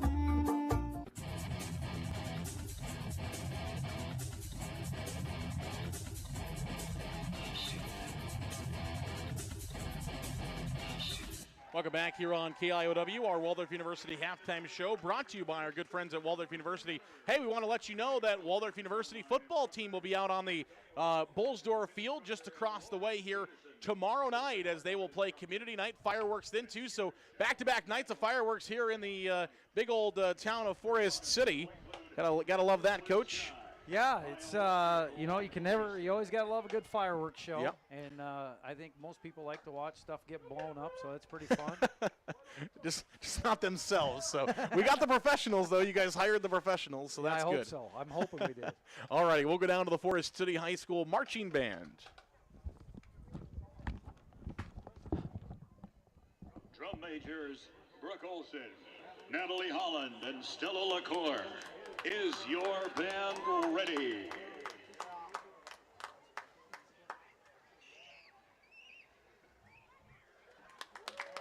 Forest City High School Marching Band, the field is yours for halftime performance.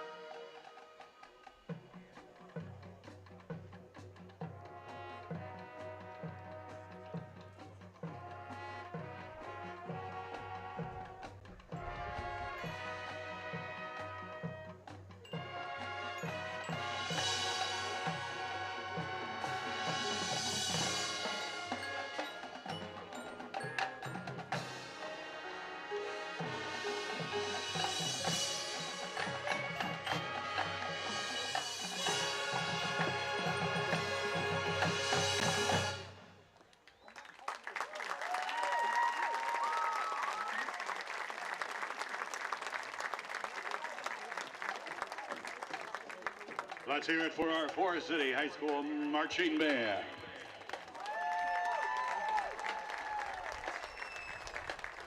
Don't forget to stop by the concession stand. That's where you'll find all your game time refreshments. I see there's a pretty good line.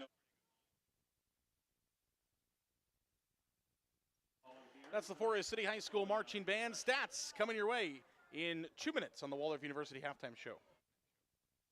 Forest City Family Dentistry downtown on J Street. Dr. Layla can now place crowns in one visit. No clumsy temporary or return appointment needed. Also ask us about replacing missing teeth with affordable dental implants. Visit the place that puts a smile on your face. Forest City Family Dentistry. Call 585-4636. MBT Bank, based in Forest City, has 10 locations across northern Iowa and southern Minnesota to serve your banking needs. MBT Bank offers the latest in banking technology paired with a local community connection. Find out all that MBT Bank has to offer by visiting us online at www.mbtbank.bank. Member FDIC. The Farmers Co-op of Forest City, Leyland, New Buffalo Center, Iowa, and Keystone, Minnesota for all your feed, seed, fertilizer, chemical, and fuel needs. See the Farmers Co-op, serving the area since 1916. Good luck to area athletes from the Farmers Co-op Association. Waldorf University in Forest City. With scholarships available up to full tuition, athletics, fine arts, and over 35 clubs and organizations, you'll have the opportunity to find your passion while getting a world-class education. On campus or online, find support from a community that makes you feel at home. Find out more today at waldorf.edu. Advanced Door Systems of Forest City. Advanced Door Systems is your Raynor and CHI overhead door dealer. They also service any make or model of overhead door. Call 641-585-1900 to see them online at ads-doors.com. Advanced Door Systems, the right door, the right way. The Super Bowl in Forest City is open for league and open bowling, with Cosmic Bowling Friday and Saturday nights. Enjoy food from the grill or delicious Bucchese pizza to complete your experience. The Super Bowl, Highway 9 East of Forest City. Larson Plumbing, Heating, and Fertile is your Lennox dealer. They offer energy-efficient Lennox heating and air conditioning solutions for homes and businesses of all sizes. For complete plumbing service, call 797-2219 today. Larson Plumbing, Heating, and Fertile, your Lennox dealer.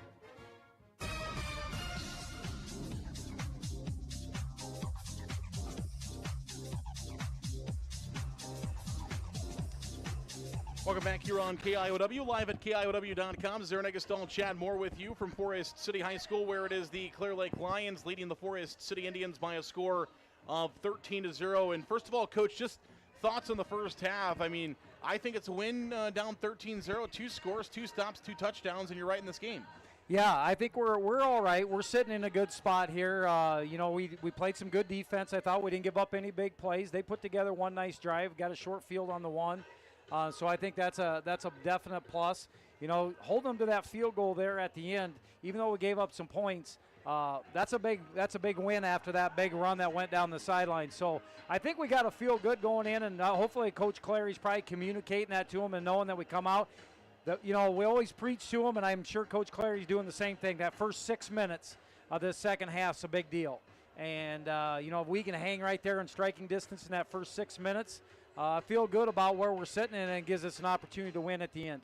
And the Indians trailing by a score of 13-0. We did have 2 Kenneth Claybaugh field goals in that game. One of them went for 27 yards. The other one went from 23 yards out. So Claybaugh has also got a touchback in this game. He's clicking pretty good there for the Lions. One of the Lions' touchdowns came out of the legs of Titan Schmidt as he ran 4 yards. That's the other score for the Clear Lake Lions as Titan Schmidt ran 4 yards off the left side for the score. Forest City offensively, a lot of really good things. You drove the field, you got down there, turned it over on downs inside the 10-yard line there, but saw some good things offensively, moved the football. And that's the biggest thing is, hey, the ball is going forward, and that's the good thing so far for the Indians. Yeah, we're hanging in there. We're managing the clock. We're managing the chains well. I don't believe we have a turnover yet. And that's a good thing for us, and that's big. So as long as we continue down that path, we got probably a little concern. Jack Thompson never did come back after that injury. Looks like it appeared it might be an ankle injury. So, he's going to be hampered even if he does come back in the second half, which didn't look very likely the way he was moving on the sideline. So there's definitely a deep threat that we're going to lose here in the second half. So that's definitely going to have an impact on some of the plays that you have loaded up probably for this game. So, they're probably scrambling around and right now in there as coaches and trying to make those adjustments and on that call sheet to what that's going to be if they don't have him or they do have him and if he's in a limited role. So that'll definitely have an impact on our second half offense. But I thought Ty Dillevue did a great job. He's very accurate. I thought he managed the ball pretty well. He probably needed to change his arm angle on that blitz off the edge there. But, that'll come. That's early on. He's got to get a feel for it. But I thought he had a great first half, very accurate, putting the ball right where he needed to and put it through a couple tight windows. And that really helped us move the ball, and we got a couple nice plays out of that. Indians trail by a score of 13-0. Waldorf University halftime show. As we mentioned, Waldorf has got football game community night tomorrow night.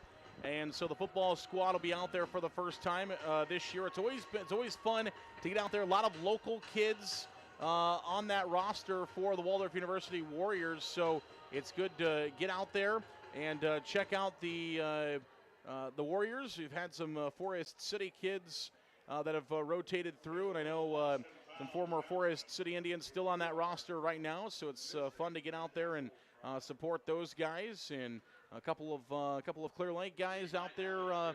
Belmont Clemmie's got a few out there. So a lot of local kids out there for the Indians. Yeah, it's always exciting to watch the Warriors come back out and see what they've got. Got a new fresh crop of people, and they've got a lot of momentum the last couple of years, and really looking forward. They've been close, knocking on that door or winning that conference. So, I know the community's really excited about tomorrow night. It's always a really fun night with all the stuff they have planned during the day, and with that 6 o'clock kickoff and the fireworks, as you mentioned earlier, after the game. So really excited to watch that night, and it's great that football's back and the smell's in the air, and a lot of fun to have Friday nights and Saturday, a lot of football. So great time. We'll take a break. We'll come back in about 3 minutes for more of the halftime show here on KIOW. Missile Insurance and Realty of Forest City. Whether buying or selling a home, Tim Missile and Pat Lovick have the market experience to help you follow your dream. Missile Insurance and Realty can help you insure that dream once you find it. Missile Insurance and Realty in Forest City. Call 641-582-3554. Holland Contracting in Forest City for earth moving, Varco Pruden metal buildings, farm drainage, directional drilling, demolition, tire shop, and more. Call the construction experts at 641-585-2231. Holland Contracting in Forest City, dedicated to making the region a better place, one project at a time. Shooter Sports Bar and Grill supports Forest City High School athletics. In a hurry for lunch? No time to cook before the game? Call 585-5000 to place your order for pickup. Shooters will be happy to get your order ready in advance. Shooter Sports Bar and Grill supports the Forest City Indians. Custom Paint and Collision of Forest City. Corey and his staff have nearly 50 years of body shop experience and can fix just about anything on the road. They give free estimates and also carry car batteries and windshield wipers. Located on Highway 69 just south of Forest City, it's Custom Paint and Collision, your body shop. Forest City Ford at the corner of 9 and 69 in Forest City wishes good luck to our local athletes. We look forward to seeing you compete. When you need a vehicle, see us at Forest City Ford, where customers really do send their friends. Grow Electric in Lake Mills is proud to support area athletics and proud to serve our new and returning customers. To get started on any electrical project, big or small, call 641-592-8282. Good luck, athletes, from Grow Electric in Lake Mills.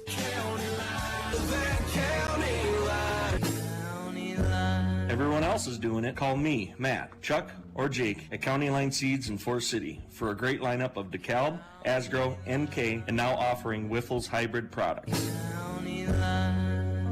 641-581-3300. The 3M Distribution Center of Forest City. The team at 3M wishes our area athletes good luck and good health this season. Like any good team, working together brings out great results on the field or in the warehouse. The 3M Distribution Center of Forest City.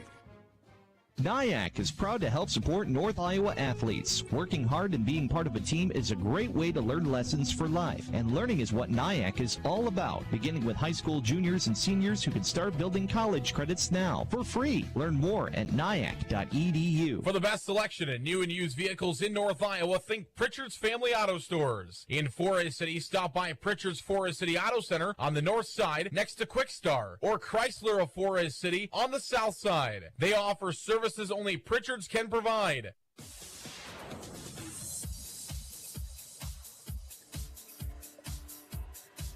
Welcome back here on KIOW, live at KIOW.com. Let's give you some stats from the first half. As you see our matchup graphic there, teams are back out on the field warming up. Let's give you some stats from the first half. First of all, for the Lions, who lead this contest by a score of 13-0. Cale Stephanie, the quarterback, he has 5 pass attempts, 3 completions, 39 yards. His longest pass went for 17 yards. He has rushed twice tonight, gained 8 yards on the ground, had a 6-yard run earlier for the Clear Lake Lions. As far as Sam Dodge goes, he has 4 rushing attempts tonight, 75 yards for the Lions. His longest of 45 yards. He got loose late there in that quarter and got down inside the 20-yard line. No receptions for him so far in this contest. And, of course, the big man, Titan Schmidt, rushing this game so far. 44 attempts, 63 yards. 63 yards he's gained so far. His total yards, 62, as he has lost 1 yard. Longest run of 13. He does have that touchdown from 4 yards out. Now we flip the script for Forest City. the Indians so far tonight. Ty Dillevue has thrown 14 passes, completed 70 of them, 50% completion rate, 55 yards, his longest of 13 yards in this contest for the Indians. And of course, we have seen the Indians stay heavy in the backfield so far tonight with Sam Clausen, as he has done a great job. His stats, 9 attempts, 33 yards, his longest of 11. Does have 4 receptions for 12 yards so far in this contest there for Forest City. All right, we'll come back in 30 seconds for kickoff of the second half. This has been the Waldorf University Halftime Show. Are you new to investing and not sure where to begin? Start by looking for a financial advisor who will offer you a strategy personalized for you and your family. One who will be there as your life and financial situation changes. Patrick will use an established process to create a personalized financial strategy backed by the advice, tools, and resources to help you reach your goals. He will focus on what's important to you and partner together to help your strategy stay on track. Contact Patrick and his team today at 641-582-2248. Edward Jones, member SIPC.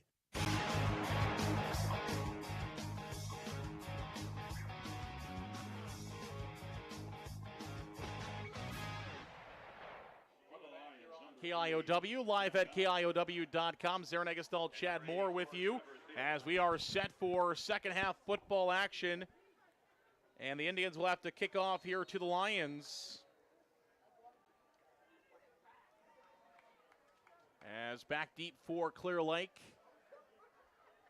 Looks like Sam Dodge for the Lions.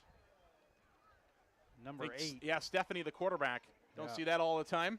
No, that's unusual. And Ty Dillevue, Ty Sopko, kicking off here. Nice kick down to about the 5. Here comes Dodge, left side. Dodge up the middle. And the ball will be taken all the way near the 30-yard line. Brought down by Forest City's James Hagan on the stop for Forest City. And it does appear, Zarin, that Sam Clausen must have had some jersey issues. He has 17 on now. Okay. 17 out there. He must have ripped a jersey or something right there towards the end of the first, so he's got a jersey change there. It is 17 for Sam Clausen, so we'll keep an eye on that now for the Indians. We did see Parker Cox in there for 3 consecutive plays, so maybe that's when the jersey went down. Here's a rush by Titan Schmidt. He's loose. 40, 45, 50, still on his feet. Finally going to be brought down out of bounds by Vinton Feldman on the far side, as Feldman will run Schmidt out. That's the longest carry of the game for Titan Schmidt, as he's going to get across the 50-yard line inside Forest City territory at the 47-yard line. Big rush for the Lions. Yeah, big play to come out, and now they're on our side of the territory there. Still running that inside zone that we were shutting down there for a while, and they went back, and he got a nice cutback on it. We didn't have backside flow. Moving the pocket here, they're going to look for Meyer. Stephanie throwing, he checks it down, pass is complete. Clausen is going to make the tackle, as that is Gage Larson, the sophomore tight end. 6'4", 190, makes the reception for Clear Lake. First down and 10 for the Lions. And it is a good sign. Jack Thompson is back out on the field playing defense. Didn't see him move a lot there. I missed him, but I just did catch his number, so that's a good sign that we got him back here in the second half. I missed that. Good call. Yep, Thompson is back for the Indians in his safety position. Him and Jackson Archer roam the outfield for Forest City. Stephanie sends one man in motion. They'll hand it off up the middle, and a good stop by the Indians, as that was Brock Good who makes the tackle. Aiden Hartle, I believe, on the carry for Clear Lake, as Hartle, the senior, takes it across the 35-yard line to about the 36-yard line. Pardon me, 34-yard line, where Brock Good made a good tackle to make it second down and 8. Swing pass left side. It's caught by Erpelding. Erpelding. We got a penalty marker coming out. Looks like going to be a holding on Clear Lake. Erpelding gets the first down, but it looks like it's coming back. It's in the area of holding out on the left side. Yeah, they definitely look like they got a perimeter hold out there on Feldman. So, like number 11. That'll set them back and put them in a pretty good hole here. No, the flag was thrown at the 30. So it'll only go back to the 40, and it'll only be a punishment of second down and about 14 here for Clear Lake. So second down and 14, 2 receivers to the right, but you lose that big gain and no first down. Second and 14 from the 40. 2 in the backfield, the quarterback and a running back, Titan Schmidt. There's that trap play inside. It's Dodge. He's loose again to the 30, inside the 30, near the 25-yard line.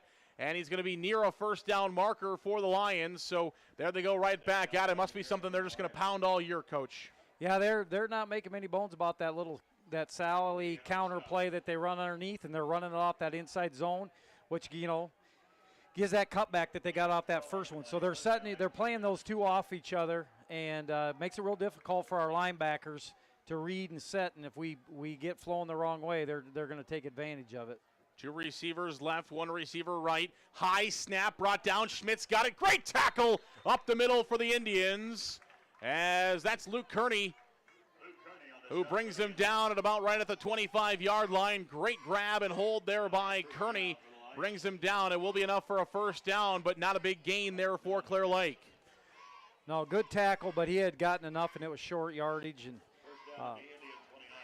again, really setting that cutback off that inside zone up. Getting our backside flow, and the minute we start overflowing on, that's when they start running that counter. So here's the snap to Stephanie. He's going to throw. He rolls out to the right side. Looking, he's got time, and he overthrows his receiver, as that was Erpelding, the slot receiver near the sideline, just a bit out of his reach. 9:25 left here in the second quarter. It's 13-0 Lions, here on opening night 2023 of the high school football season. Second down and 10 will come here for the Clear Lake Lions. White jerseys, black helmets. Indians are in their red jerseys here at home, white pants, white helmets. In the gun is Stephanie. He's got Titan Schmidt to his left. In the backfield, 2 receivers to the left. He's going to throw. Ooh. And it's caught near the first down marker. Play action. Meyer makes the reception across the middle. And Thompson and Archer make the stop for the Indians at about the 15-yard line. Third down and 1 with 9 minutes to play here in quarter number 3, pardon me. 2 receivers left. Here's the handoff to Schmidt. He bounces back left. That play was going to the right, but he bounced back. Good eyes by Schmidt, but the Indians make a good tackle. Make a good tackle, saved from a big play. He got enough for the first down, but definitely saved enough, because if he'd have broke that tackle, well, I think he'd have been standing in the end zone. So nice tackle there. I missed who got that one. Probably Kearney. I think I saw. Did he go back in? Kearney was on the sidelines a moment ago. He might have gone back in, though. Heck, I'll give him. Oh, yeah, it wasn't Kearney. But in that same position, so yeah. Normally would be Kearney. But yeah, Kearney's on the sidelines right now for the Indians, playing both ways this year at the center position for Forest City as well. To the right side, here comes Stephanie. He's going to roll, looking to throw, end zone. He's got a receiver. He did throw it to his open receiver in the end zone. They call it a catch, though. Forest City sideline says no, that hit the ground. Officials say no, it was caught. And their word's the one that matters, so it'll be first down, close to a first down inside the 5-yard line. Stephanie had a receiver open in the end zone. He missed that receiver. Got it through. Yeah, and then threw it way low on a 6'5" Meyer, who went down and snagged it. I would question if that didn't skip off the turf a little bit, but they did give it to him, so they got a chance to get that first down inside the 5. Yeah, second down and 1. So they can have 4 plays from the 4-yard line. Here's the snap, handoff. It's Hartle up the middle, and he's going to be stopped right at the sticks, but I think he's got enough for a first down inside the 3. So it'll be first down and goal, Clear Lake, from the 3-yard line. So they're going to have 4 plays from the. Well, they give him the 2, actually. Is it at the 3 or the 2? I think it's at the 3. It looks like, yeah, it looks like it's closer to the 3 than the 2. So I think it's. There it is. First down and goal from the 3. 4 plays from the 3-yard line. 7:25 to play, third quarter. 13-0 Lions. Handoff left side, Hartle. He's got room. He's trying to stretch it out to the edge. Now he cuts back into the end zone. That's a tough play. He's into the end zone for the touchdown for the Lions. Tough play for the Indians defense as they were trying to stretch him towards the sideline, but as soon as they start stretching him enough, he cuts right back into the end zone. Nobody's there. That's a tough play to do, and it's a touchdown Lions. Yeah, if you don't get inside-out flow on that type of play and get that tackle, if they get you moving sideways and he gets even with you, he can cut vertical on you anytime, and he's probably going to put a shoulder on you. So you got to get good inside flow. Inside-out flow from from your guys, your inside backers, free safety up over the top to get that play stopped. Otherwise, you're in a lot of trouble. Clay ball in to attempt the PAT out of the hold of Cale Stephanie, and that ball is up and away, and it's 20-0 Clear Lake. 7:17 to play here in the third quarter. It's Lions 20, Indians 0. We come back. Kickoff is next on KIOW. Ready to sell your home? First Choice Realty is here for you. There are more homes needed to meet the demand of our pre-qualified buyers. Contact Bethany Ferris, Mary Ferris, Barb Rockow, or Teresa Combs at 641-585-2404. First Choice Realty of Forest City. NSB Bank wishes the Indians good luck. For the past 90 years, NSB Bank has provided the latest financial products and services with a community touch by local decision makers. Stop into your NSB branch location in Titanca, Forest City, Thompson, Mason City, or Northwood. NSB Bank, we're here for you. Member FDIC Equal Housing Lender.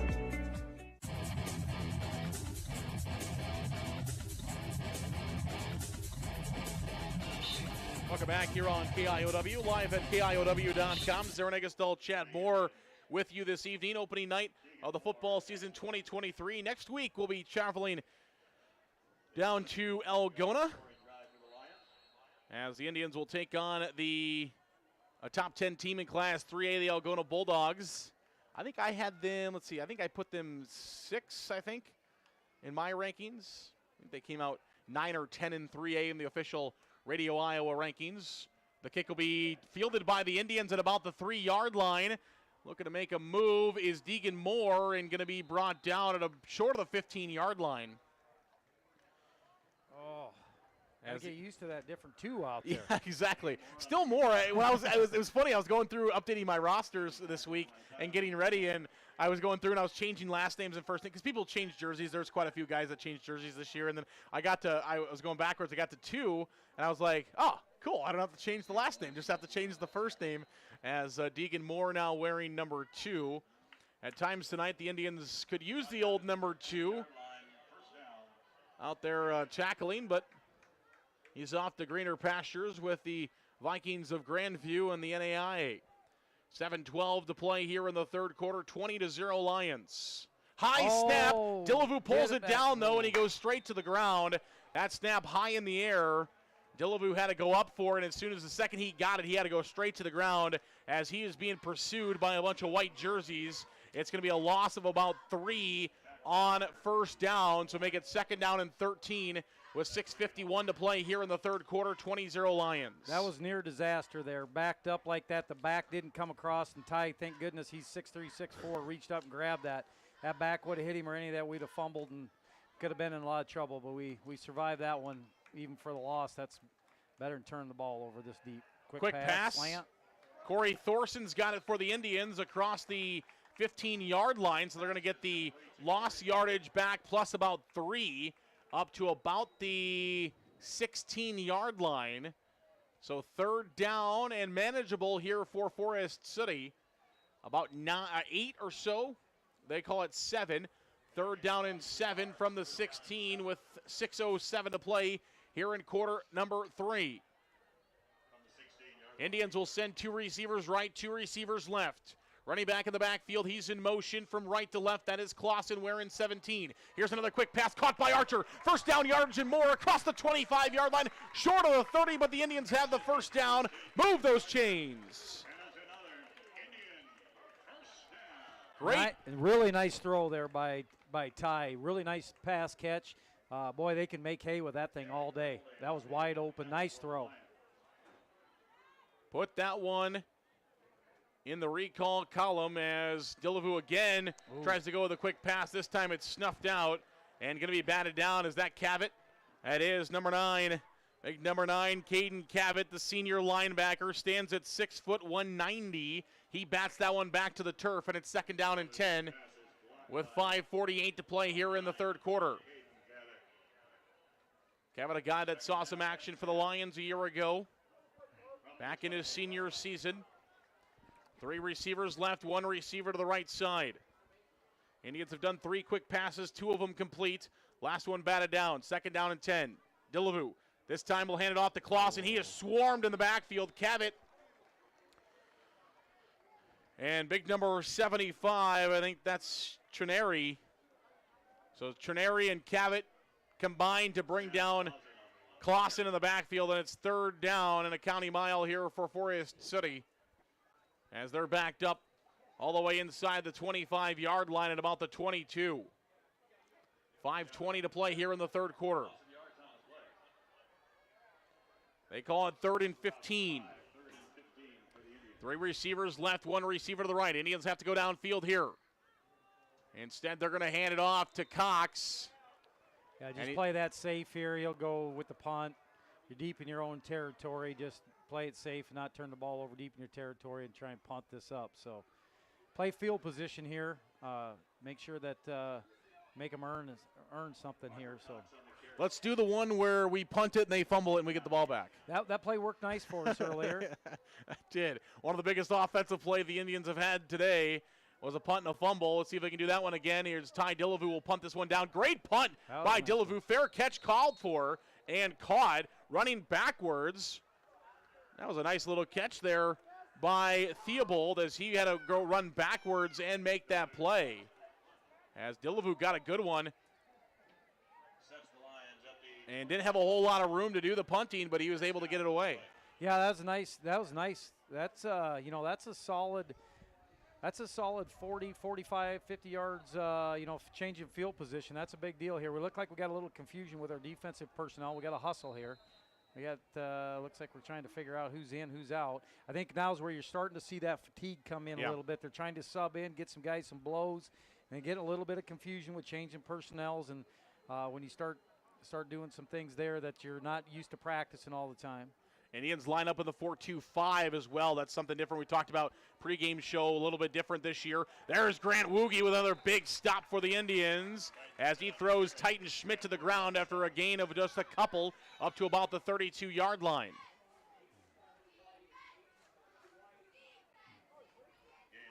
Four down linemen. A couple of them playing more of those hawk or dogs to the right side. Linebackers, and then you got your 5 defensive backs for the Indians. 2nd down and 8 from the 31-yard line. 4 minutes to play, third quarter. A&W will sponsor the fourth quarter next. Indians looking for a stop, though, here in the third with 3:51 to play. Here's the handoff, and they drop the ball. Ball's on the ground. Who's going to come up with it? They tried to go back with that counter play again. Indians called it out. Ball's on the turf. Who's got it? And it looks like the Lions remain possession, but it's going to go backwards. It's going to be a loss of about 3 on the fumble, and the Indians will have Clear Lake in a bad spot at about 3rd down and 11 with 3:37 to play here in the third quarter. We got a little penetration there and caused some problems on that double handoff, and we got in there right when they were trying to exchange that ball and caused some problems for them. They put it on the ground. Watch the pitch and catch to the tight end here. They've been going to that in this situation. Going it is top. Play action. No, they're going to go downfield. Oh, he's got him beat deep. Oh, goodness. He made the catch. Inbounds for the first down. And that's going to be Alex Kerr for Clear Lake as he makes the play all the way down at the 41-yard line inside Forest City territory.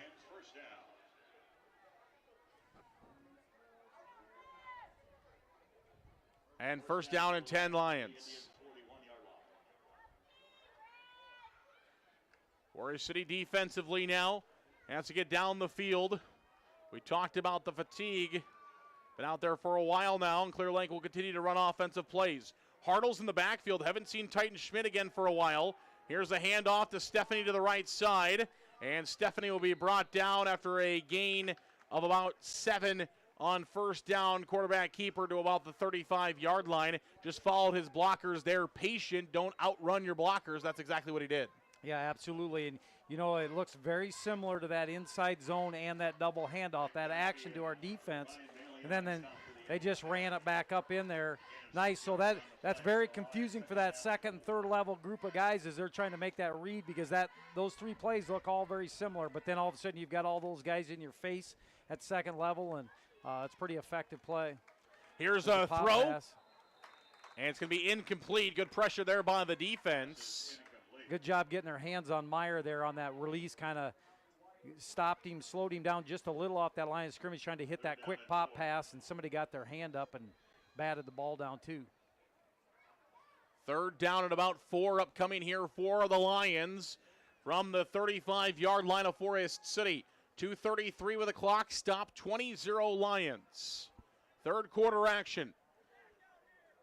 2 receivers and a stack formation to the left.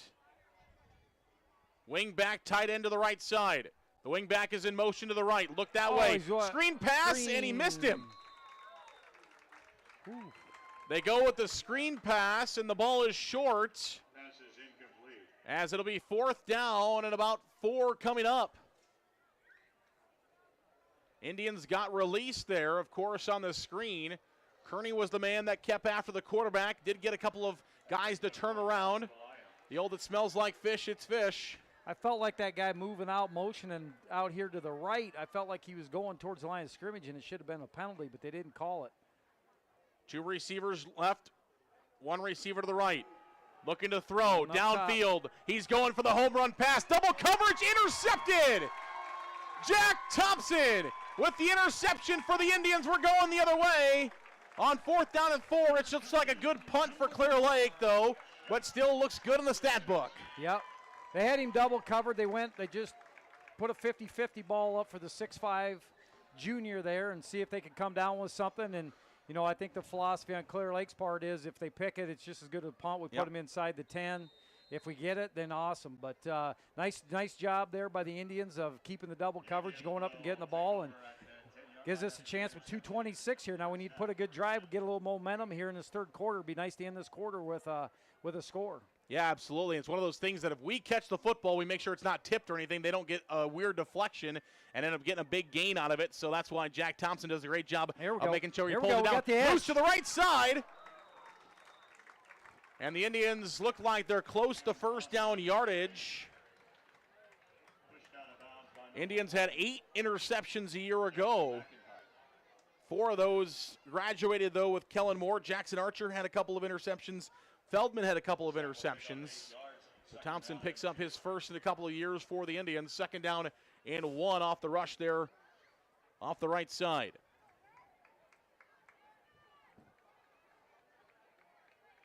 Gain of about 9 yards for Clausen off that right side for the Indians. Now they're going to go to the left side. Oh, boy. Loose across the 25 to the 30. We're super. Hey, nice play there, opened it up, but boy, we got away with a couple holds there, but that works. That'll work if they're not going to call it. James Hagan on the carry. Haven't seen him much running out of the backfield. We see it there for Forest City. 11-yard pickup. Sam Dodge and Alex Kerr on the stop for the Lions.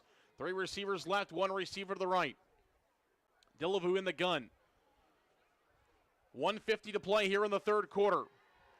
Here's the pass to Archer. It's in and out of his hands, incomplete, and he gets punished for it across the middle as he is met there by Dontrell Johnson. The sophomore lays the wood, and the ball comes incomplete to Jackson Archer, and it's 2nd down and 10 with 1:45 to play here in quarter number 3. 20-0 Lions leading the Indians.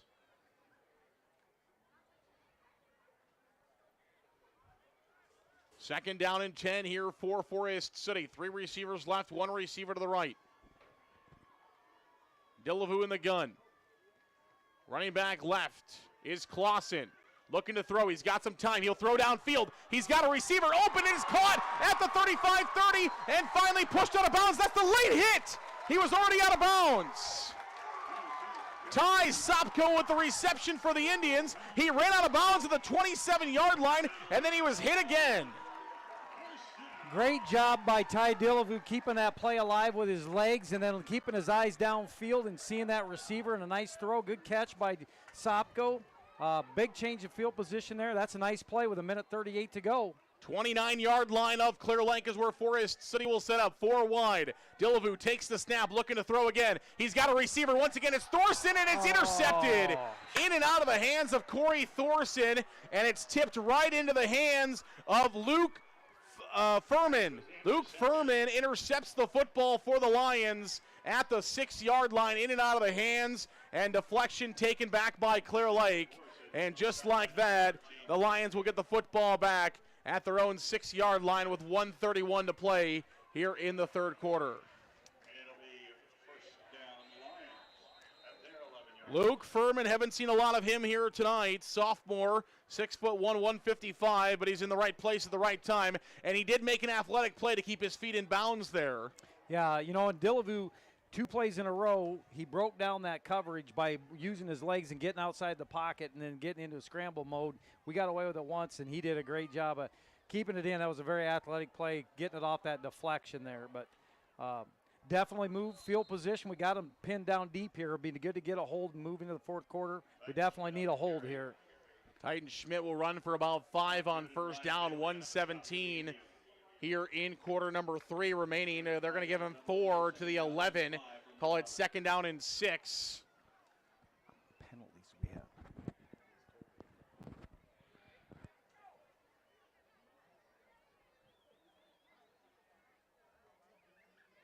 Here's the snap. Handoff left side. That's Dodge. Dodge looking for some running room. He will get tripped up near the first down yardage for Clear Lake.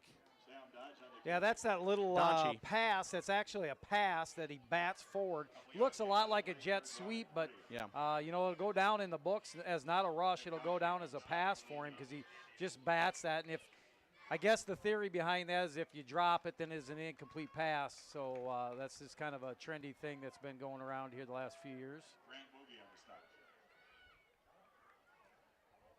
3rd down and 3, 20 seconds left here in the third quarter.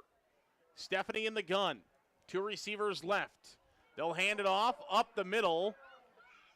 And going to be enough for a first down at about the 20, at about the 17, 18 yard line. Titan Schmidt rushing there for for Clear Lake.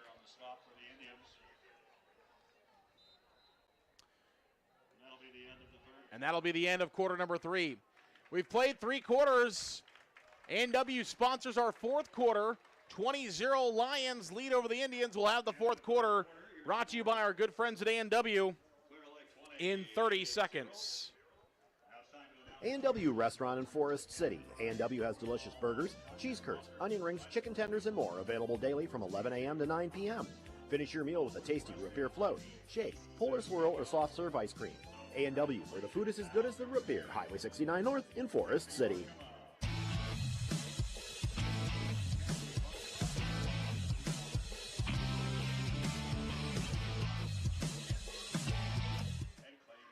A&W sponsors today's 4th quarter. Right now is a great time for a break with a tasty A&W treat. Root beer floats, shakes, polar swirls, and more.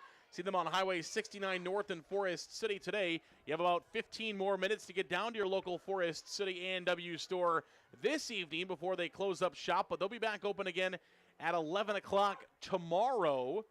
A&W sponsoring today's 4th quarter. Thank you so much to our good friends at the A&W store. Of course, if you're a loyal listener or watcher on our video stream, you know that I like to go with the Papa Burger. Papa Burger with little cheese curds, spicy Papa sauce. Oh, man. Coach, that's what gets me going.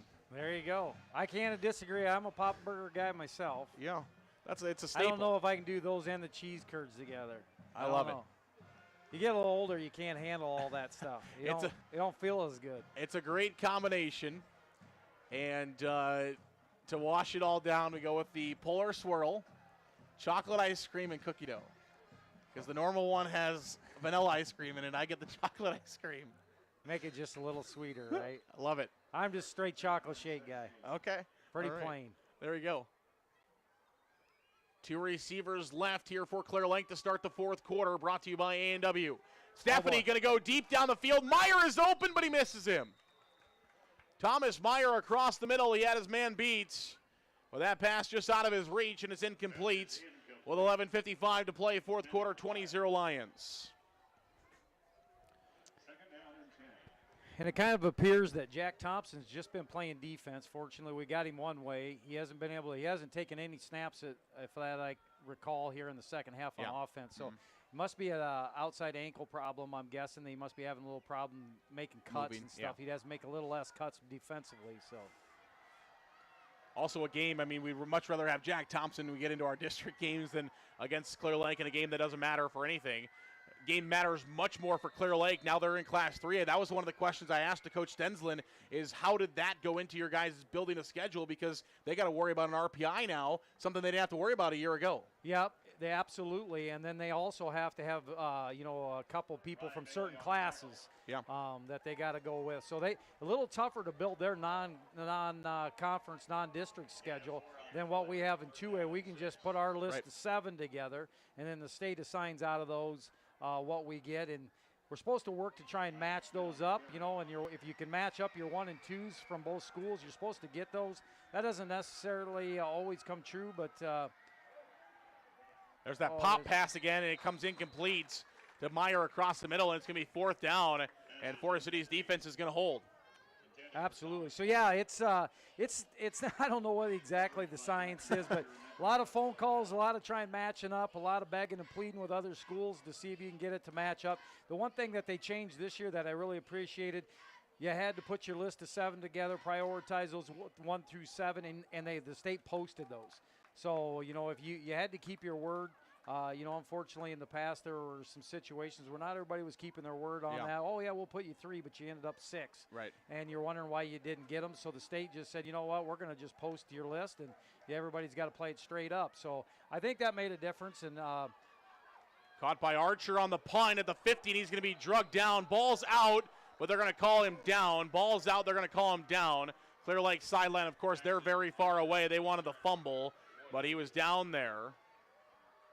But, yeah, it's interesting to really dive into the deep of those things. And, some would say maybe just a dartboard. They put up a state of Iowa. You throw a little dartboard there, and that's how they – There's a lot of, and then it's just so difficult because you don't necessarily always know.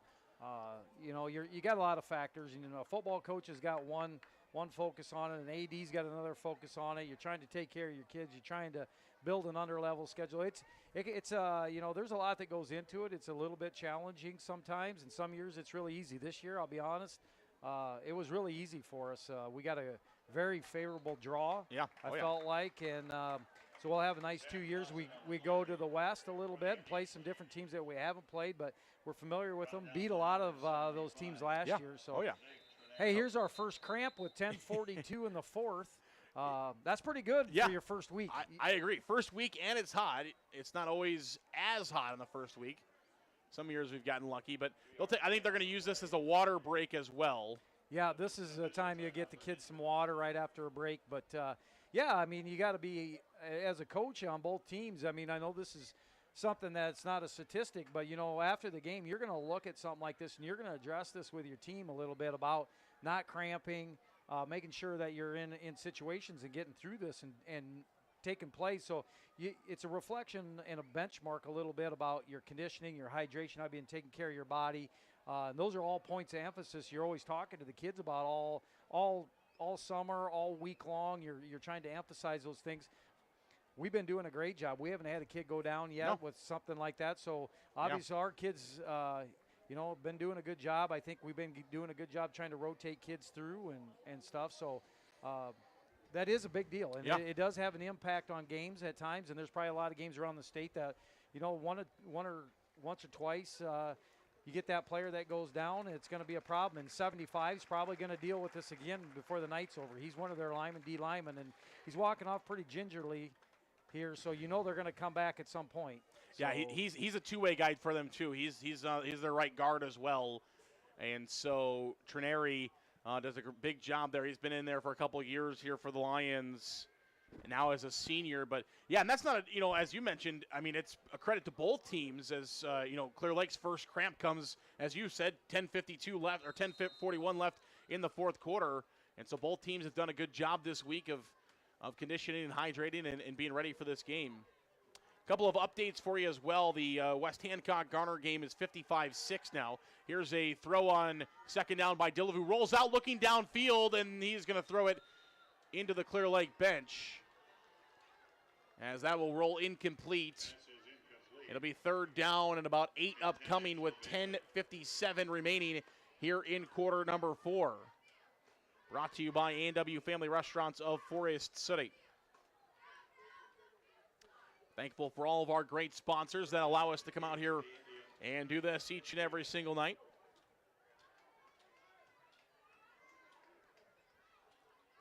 .10:27 to play here in the fourth quarter, 20-0. Lions lead the Indians. One man in motion from left to right. That's Ryan Bailey. Here's the snap, and it's going to be a rollout by Dillevue, boot left. He's got an open receiver. I believe it's it's Carson Hall. Carson Hall, yep. And looks like maybe Carson might have a little bit of a cramp. His jersey was running it off here. Yeah, his jersey was kind of rolled up in the back there for a second. I thought it was Deegan Moore with the 2 there, but there is a 3 there. That is Carson Hall for the Indians, the junior. Made the reception, but yeah, he comes up a little limping, heading over to the sideline. It'll be 4th down and 1. He came up a yard short of the first down marker. Clock runs. He stayed in bounds. 9:51 left here in the 4th. And there's Forest City's cramp. We jinxed them. The broadcaster jinx. Welcome to the booth, Coach. Here's the handoff to Clausen. I don't know if now he pushes forward. Now I think he's going to have enough. Initial contact, I'm not sure he had enough, but he's able to push forward, and I think he might have got enough here with the second push. We'll see what they spot him. It's going to be all on the spot here. The spot came from the near side. Enough. We'll see. Yeah, it did come, so we'll see. It looks like they are going to actually measure. I looked like from up here that he had pushed forward enough, but again, it's on that spot. Where did that spot go? The initial contact, he was short. Yeah, he definitely got a push there to get forward. See if he got enough and if they spotted it. Came in from a long way. We'll have to see. Yeah, it looks like maybe he's going to be yeah, he's a lot more short than we thought. Way shorter than I thought. Definitely did not get the spot he should have, if it's that short. Yeah, if he would have got the push, without the push, he'd have been way short. So yeah, without the push, he would have been a good yard and a half. That was a lot 2 closer. footballs. Yeah, that was 2 footballs. I thought that was a lot closer than that from I up here. Too. It looked like that was going to be just a matter of inches. 9:36 to play here in the fourth quarter. Lions will get the football back as the Indians will turn it over on downs, and here comes the Clear Lake offense back out there. As Cale Stephanie will stay in the game, as will Titan Schmidt for Clear Lake. He's been a head coach before. Aaron Stensland is the acting head coach for the Lions this year. Been Roland's story. He's been all around. 27 years in football. Coach Stensland does a great job there at Clear Lake. Was a head coach at Roland Story for 5 or 6 years and has been around. Grew up in Iowa Falls. We were in high school at the same time. I was about 15, 20 miles. He went to high school with my wife, so I've known Coach Stensland for a long time.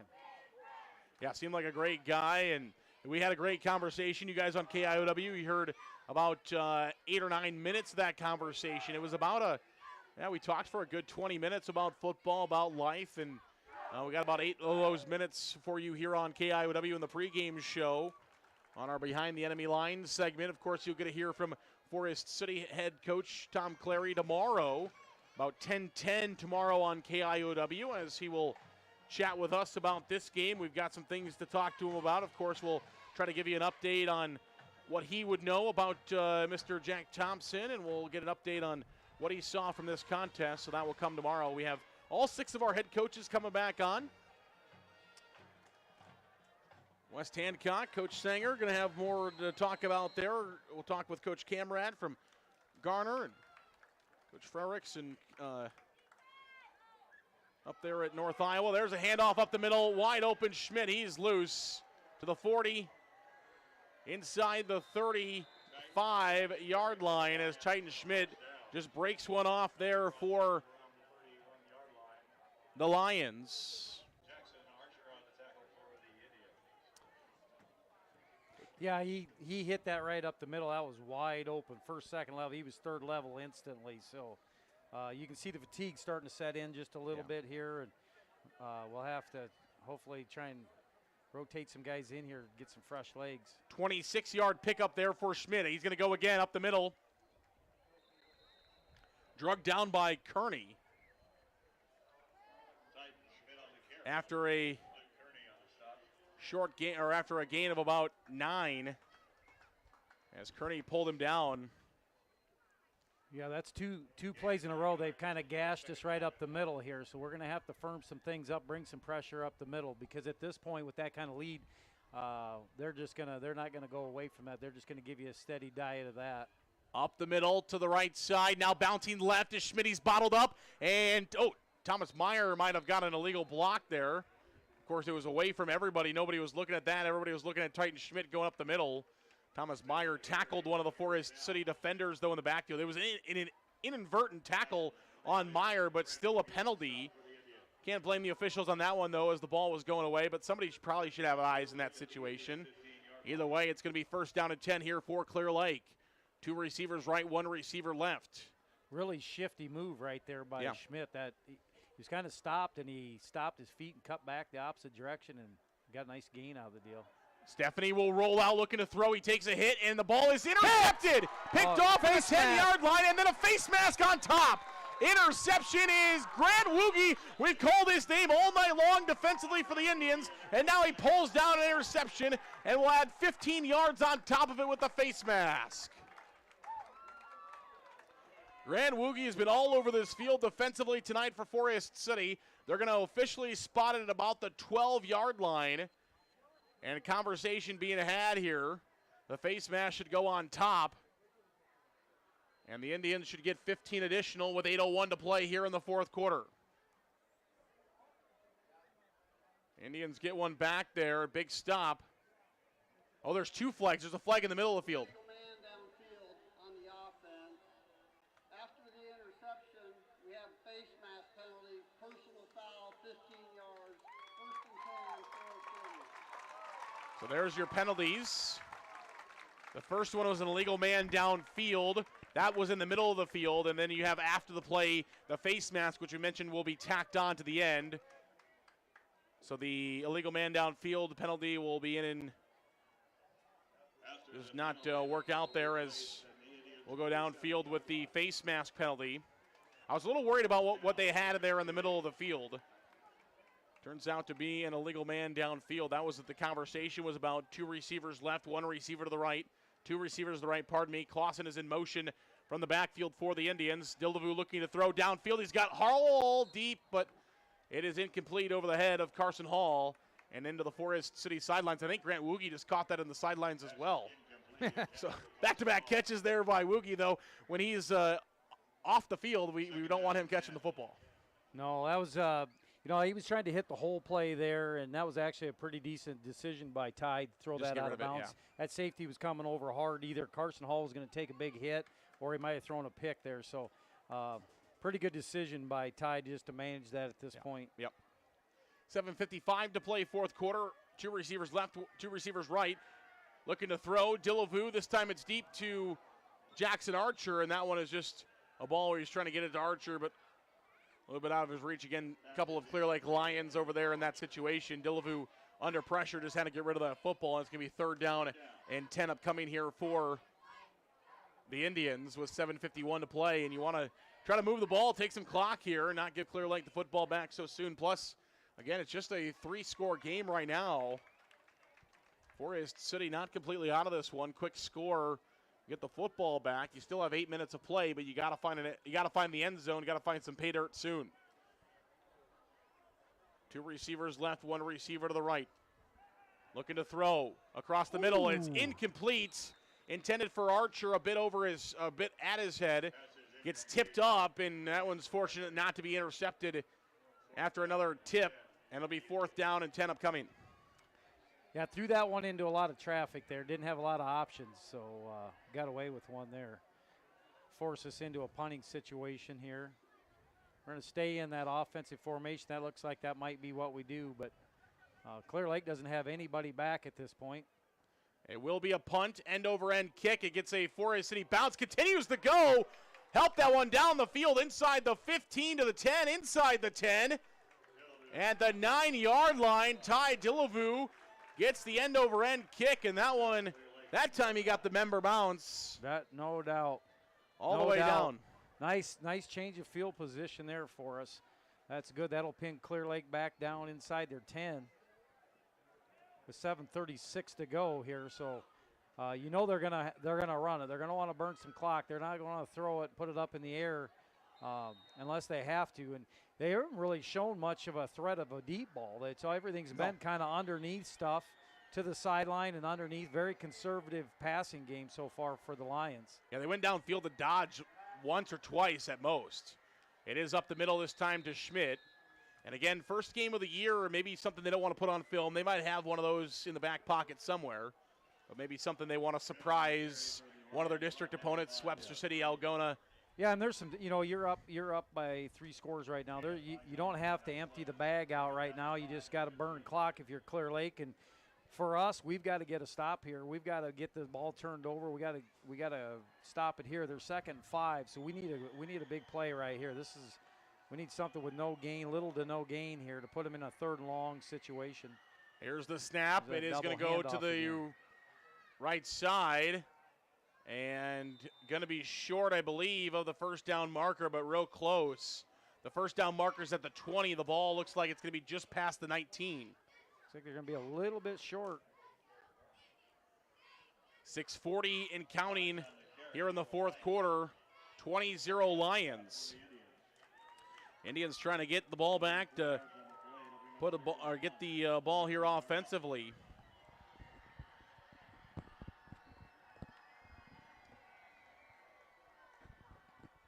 Here's the snap. Schmidt up the middle.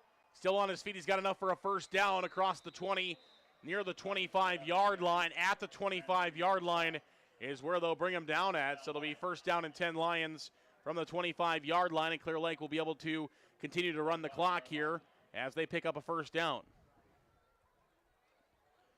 92nd meeting between these two teams, 74th straight. As Coach mentioned earlier, one of the longest standing rivalries. I actually did try to find that out. I did some calling around to some people, but a lot of people just don't know. I know there's a couple of teams down south that have played 50, 60 some games straight as well. To the right side, Schmidt is loose. Still on his feet. Vinton Feldman will finally push him out of bounds. 35-yard line near the 40. And that's where he'll be brought down. He's had a really nice night tonight. He's just so patient up there at the line of scrimmage. He gets up there and he's just really patient to let things develop. And, for high school kids, that's very difficult. That's what, colleges or even pro guys are looking for, guys that are patient like that and then can accelerate through. And, boy, for a sophomore, he just really does a nice job up there. Clear Lake averages 21 points per game in the 92 meetings. There's the left side counter, and going to be brought down around the 50-yard line. Across the 50, enough for a first down to the 4. Do they get to the 49? Real close. Yeah, across like the they're 50. Move the chains there. Yep, so first down and 10 from about the 49 of the Indians with 5:31 to play here in the 4th quarter. Indians haven't been shut out since 2019 in this rivalry. We're shut out 3 straight years in 17, 18, and 19. Trying to get the ball back to find the pay dirt here. Loose, Hartle, and he could be gone at the 30, 20, 15, 10. See you later. Aiden Hartle will walk in once he gets to the 3. As he gets loose right up the middle, there's a truck-size hole right down Broadway.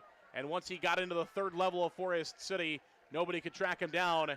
And that is going to be a 49-yard touchdown rush by Aiden Hartle with 5:09 to play here in the 4th quarter.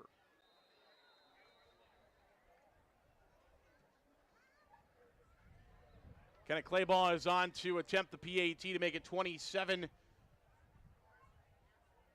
for the Lions with 5:09 to play.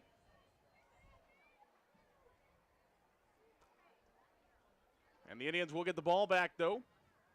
Try to cut into this deficit. Good snap, good hold by Stephanie. The kick is once again up, and away into the dark blue Forest City sky. 5:09 to play here in the 4th quarter, 27-0. We'll come back. Kickoff is 1 minute away. MBT Investments of Forest City. Whether it's servicing your 401k, saving for your child's education, or investing for the future. See Matt Jennings or Troy Hall at MBT Investments. Call 585-IRAs. MBT Investments, your partner for your financial journey. Securities and advisory services are offered through LPL Financial, a registered investment advisor and broker-dealer member FINRA/SIPC. Insurance products are offered through LPL or its licensed affiliates. Securities and insurance offered through LPL or its affiliates are not insured by FDIC or any government agency, not bank guaranteed, not bank deposits or obligations may lose value. Forest City Auto is your local Napa Auto Care Center. Our local staff will work to get your vehicle back on the road. With state-of-the-art equipment, a 2-year parts and labor warranty on all repairs, and free pickup and delivery in Forest City. Forest City Auto is the place to take your vehicle. Call 641-581-3000 today.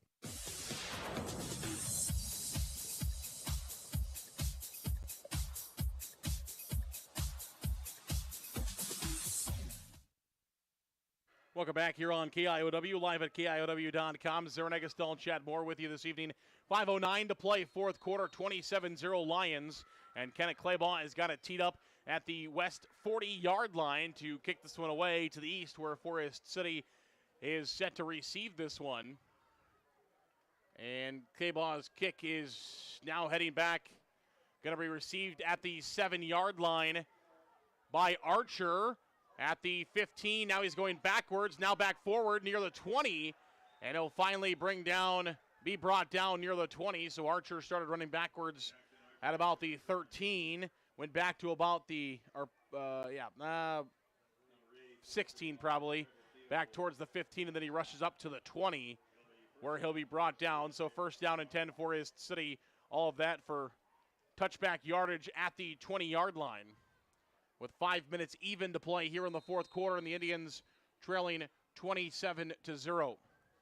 Clear Lake's won 2 straight in the series so far. Indians' last win in 2020. That COVID year, what a good game that was. Indians win 28-27. They've won 2 straight, looking for 3 straight. They won 3 straight, again, mentioned from 17 to 18, 3 straight from 13 to 15. Here's the snap, looking to throw Dillevue across the middle. Thorson wasn't looking. And Sam Dodge had the best chance to catch that football. The corner from Clear Lake, Dodge, the sophomore, he was a little upset with himself, but Thorson didn't turn around. A little miscommunication somewhere there. And again, Sam Dodge of Clear Lake had the best opportunity at the football, but it falls harmlessly incomplete, luckily for Forest City. 4:56 to play here in the fourth quarter, 27-0 Lions. 3 receivers to the near side, 1 receiver to the far side. Dillevue in the gun. He's got Clausen with him, handoff to Clausen, he's going to be wrapped up. Chenary has got the tackle, he's back from his cramp. Makes the tackle for Clear Lake at about the 21.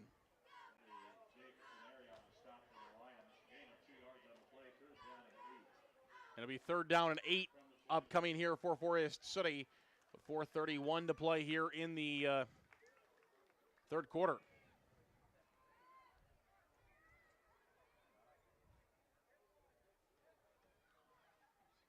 One man in motion, that's Thorson from right to left. Across the formation, ball's on the ground, low snap. Dillevue picks it up, quick swing pass left side. It's caught, but quickly brought down at the 26-yard line.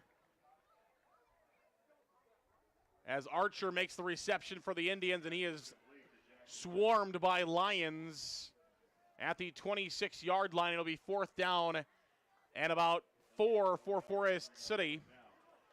And the Indians will go for it here on 4th down. Dillevue keeps it. Dillevue looking to throw. He's going to be close to it. I don't think he got it. Stripped when he got turned around from behind, but thankfully he didn't. But it's close. It's going to be close. They gave him a really favorable spot. We got not the best spot earlier. Now we get a better spot. Last time I thought we got it. This time I thought for sure we were going to be short. And they are going to measure it. It's real close, and it's on the far side where the chains are, so don't have to send our chain guys very far. Bet they appreciate that here in the heat. I think he's got it. Oh, what are they going to do? He's got it. They'll give it to him, yeah. Ty Dillevue gets just about 4 yards. That's all he needed was 4 yards, and he's able to get them all. And that's enough for a Forest City first down. Like I said earlier, I thought we had the yardage to get it. They didn't give us the spot. This time I thought for sure he was short.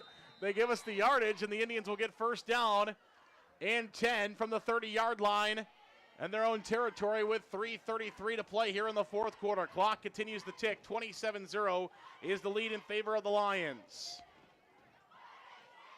Here is the set. Dillevue will throw, looking downfield, and he's going to throw out of the reach of Ryan Bailey. By the way, I was right. I looked back at my information, going back on a conversation from earlier, so if you're just joining us, you're out of the loop. But yeah, last time the Indians and Eagle Grove played in football, September 15th, 1944. Yeah, well, that'll be fun to renew that rivalry. Yeah, really get that one fired back up. Two receivers to the right, two receivers to the left. 3:20 to play here in the fourth quarter. Here's the set. Dillevue looking to throw across the middle. Right! Oh, Lord. Clear Lake, 5 end zone touchdown. That one was thrown directly to Dontrell Johnson as Johnson goes untouched to the end zone for the Lions. There had to be some confusion there because there was not right to him. right to him. There was no receiver in the near vicinity. No. So there had to be some confusion on that play, whether a route was ran incorrectly or something. Didn't add up there. Yeah. It's Dontrell Johnson. He said, "Oh, look what I found," and he knew what to do with it. He ran straight to the end zone. Now Forest City is short a man on their PAT team here, as James Hagan will run on late. He does get out there in time. We'll see the PAT attempt coming from Claybaugh with 3:13 left. Kick is up, and it is good. So Claybaugh scores the PAT. It's 34-0 Lions. 3:13 left here in the fourth quarter. We'll come back for kickoff in 1 minute on KIOW. Malin Egg Service of Forest City is a proud supporter of Forest City High School athletics. Nate Malin is with you from the word go. From planting to harvest, you can count on Nate. Contact him today in Forest City at 641-860-1712. Nate will help you put the right seed on your acres. 641-860-1712. A&W Restaurant in Forest City. A&W has delicious burgers, cheese curds, onion rings, chicken tenders, and more available daily from 11 a.m. to 9 p.m. Finish your meal with a tasty root beer float, shake, polar swirl, or soft serve ice cream. A&W, where the food is as good as the root beer. Highway 69 North in Forest City.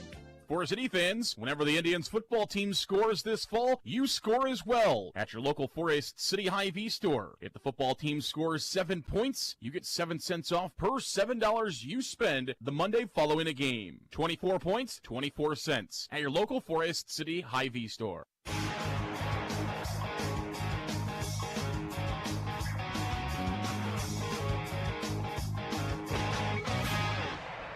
Here on KIOW, live at KIOW.com. Zarin Egestal, Chad Moore with you this evening as Kenneth Claybaugh will kick for the Lions as he's got the ball teed up at the 40-yard line. On the west side of the football field, he'll kick it. It's right off the leg, and it goes right to Clear Lake. I think he missed that one with his foot. It went off the back leg of the Indians and goes right back to Clear Lake. Oh, Zarin. I don't think that was not meant to be. I don't think it was either, and I just had a flashback to 2011. Yes, sir. That was one of those things. The front line's looking for something to go over their head and get a line drive right at them. I don't even know if they were ready for that. They could have handled that.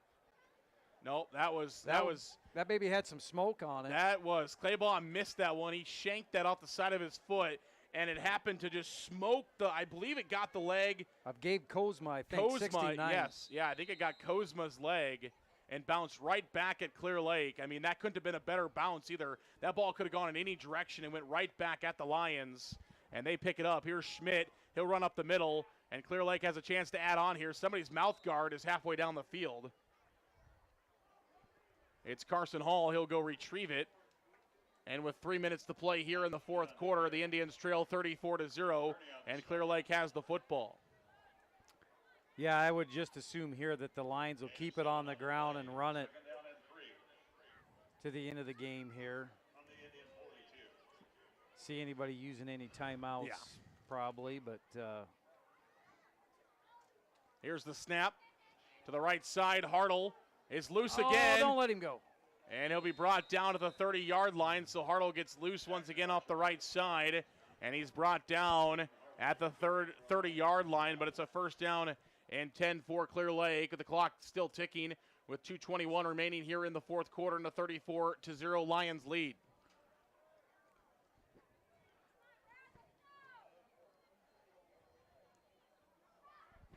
They've got to get it down to probably another 30 seconds before they can start to down the ball. Hartle to the right side, running, looking for the edge. And he'll, you heard the Clear Lake sidelines. I heard they were yelling, stay in bounds. Yeah, they were trying to keep that clock running here, and so they can just get into a victory formation. Yep.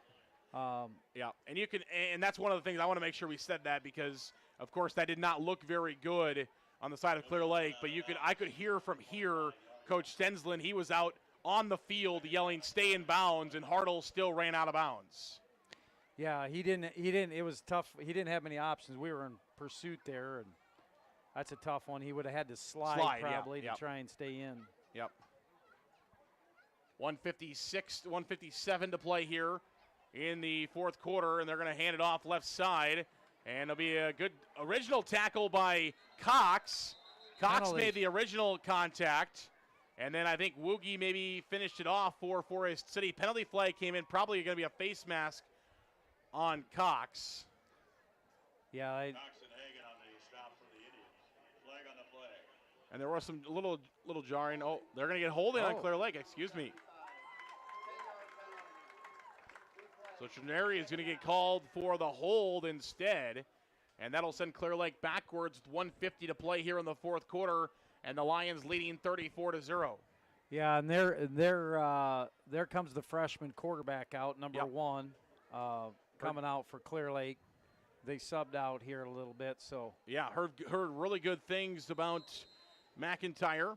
He'll be the quarterback of the future here for the Lions. Also does the punting for Clear Lake.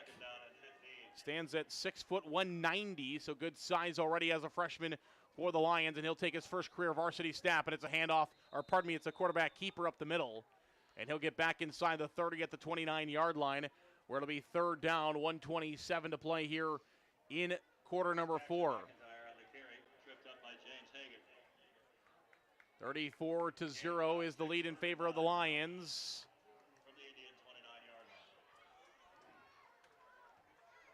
And Clear Lake on their way to a third straight victory in this series. It'll be the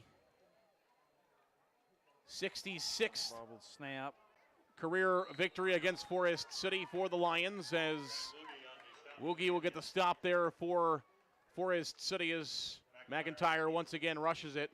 And it'll be fourth down, and they should be able to run one play, and then the rest of the game should be able to run off if they wait long enough here on the play clock.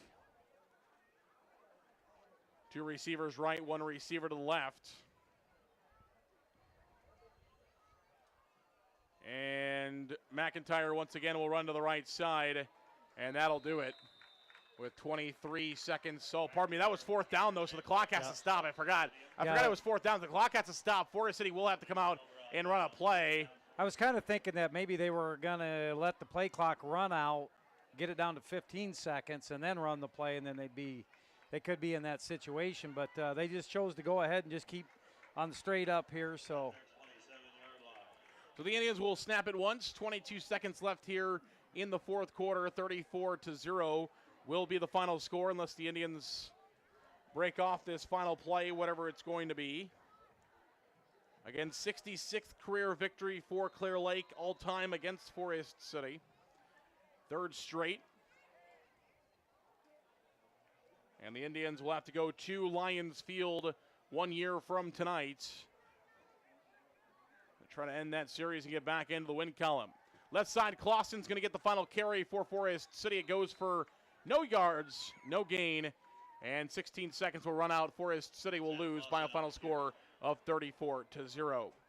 Indians will go to 0-1. Clear Lake will go to 1-0. Non-district play, Forest City back in action at Algona next week. Our fourth quarter brought to you by A&W. Our post-game show brought to you by our good friends Matt, Chuck, and Jake at County Line Seeds in Forest City, located off the airport blacktop in Forest City. Hey, farmers, you're going to be out in the field in less than a month. It's going the way it's going right now. Less than a month from now, we're going to be harvesting. If you don't like what you see out there, make sure you give my good friends Matt, Jake, and Chuck a call today at County Line Seeds, 641-581-3300. You can also check them out on Facebook or in the industrial park on the south side of Forest City. Post-game show comes your way in 3 minutes on KIOW.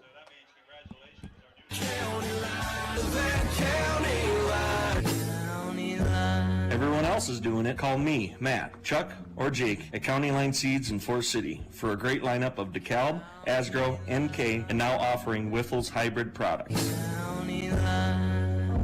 641-581-3300. Higher Spear Insurance strives to be your all-encompassing agency, protecting everything from your home and auto to your farm, crop, and health. And while the name on the door has changed, our commitment to serve our friends, families, and local communities has not. Find us in our 3 locations, Titonka, Forest City, and Thompson. Call 515-928-2085 or learn ways to protect your future at higherspearins.com. After serving the Forest City community for over 50 years, Wilson Dental is now expanding to serve you better. We look forward to seeing you at our Forest City and our Garner location. Wilson Dental, where your smile is our reward. Miller Pharmacy has complete prescription services. Free delivery in town, by mail, along with curbside pickup located at the Mercy One Clinic in Forest City. Miller Pharmacy is also open Saturday mornings and gladly accepts Visa, MasterCard, and Discover. Call ahead and your script refill will be ready for you. No need to wait. Miller Pharmacy of Forest City. FCIS Insurance is proud to support our local athletes throughout the year. Let FCIS be your partner, not just your agent, helping you with all your insurance needs. With multiple carriers, we can get you the best coverage for the best price. Call us today at 800-331-1520. Good luck, Indians, from FCIS Insurance. WCTA is committed to providing local phone service, high-speed internet, and the most reliable digital TV. They proudly support local schools, events, and charities. Their employees are your friends and neighbors who live and work in your communities. WCTA is your local telecommunications cooperative. Kingland Construction Services is a proud supporter of trades-based education programs like apprenticeships, the Building Trades Academy at the John V. Hanson Career Center, and internships through NIAC. These programs also have debt-free options available. Find out more by calling Kingland Construction Services at 641-585-0101. Hey, what are you doing? I'm trying to shove these $20 bills down the drain. There we go. Having an old water softener is like shoving money down the drain, but a new Culligan softener can save money and a ton of salt. Culligan, better water, pure and simple. Forest City Family Dentistry, downtown on J Street. Dr. Layla can now place crowns in one visit. No clumsy temporary or return appointment needed. Also ask us about replacing missing teeth with affordable dental implants. Visit the place that puts a smile on your face. Forest City Family Dentistry. Call 585-4636.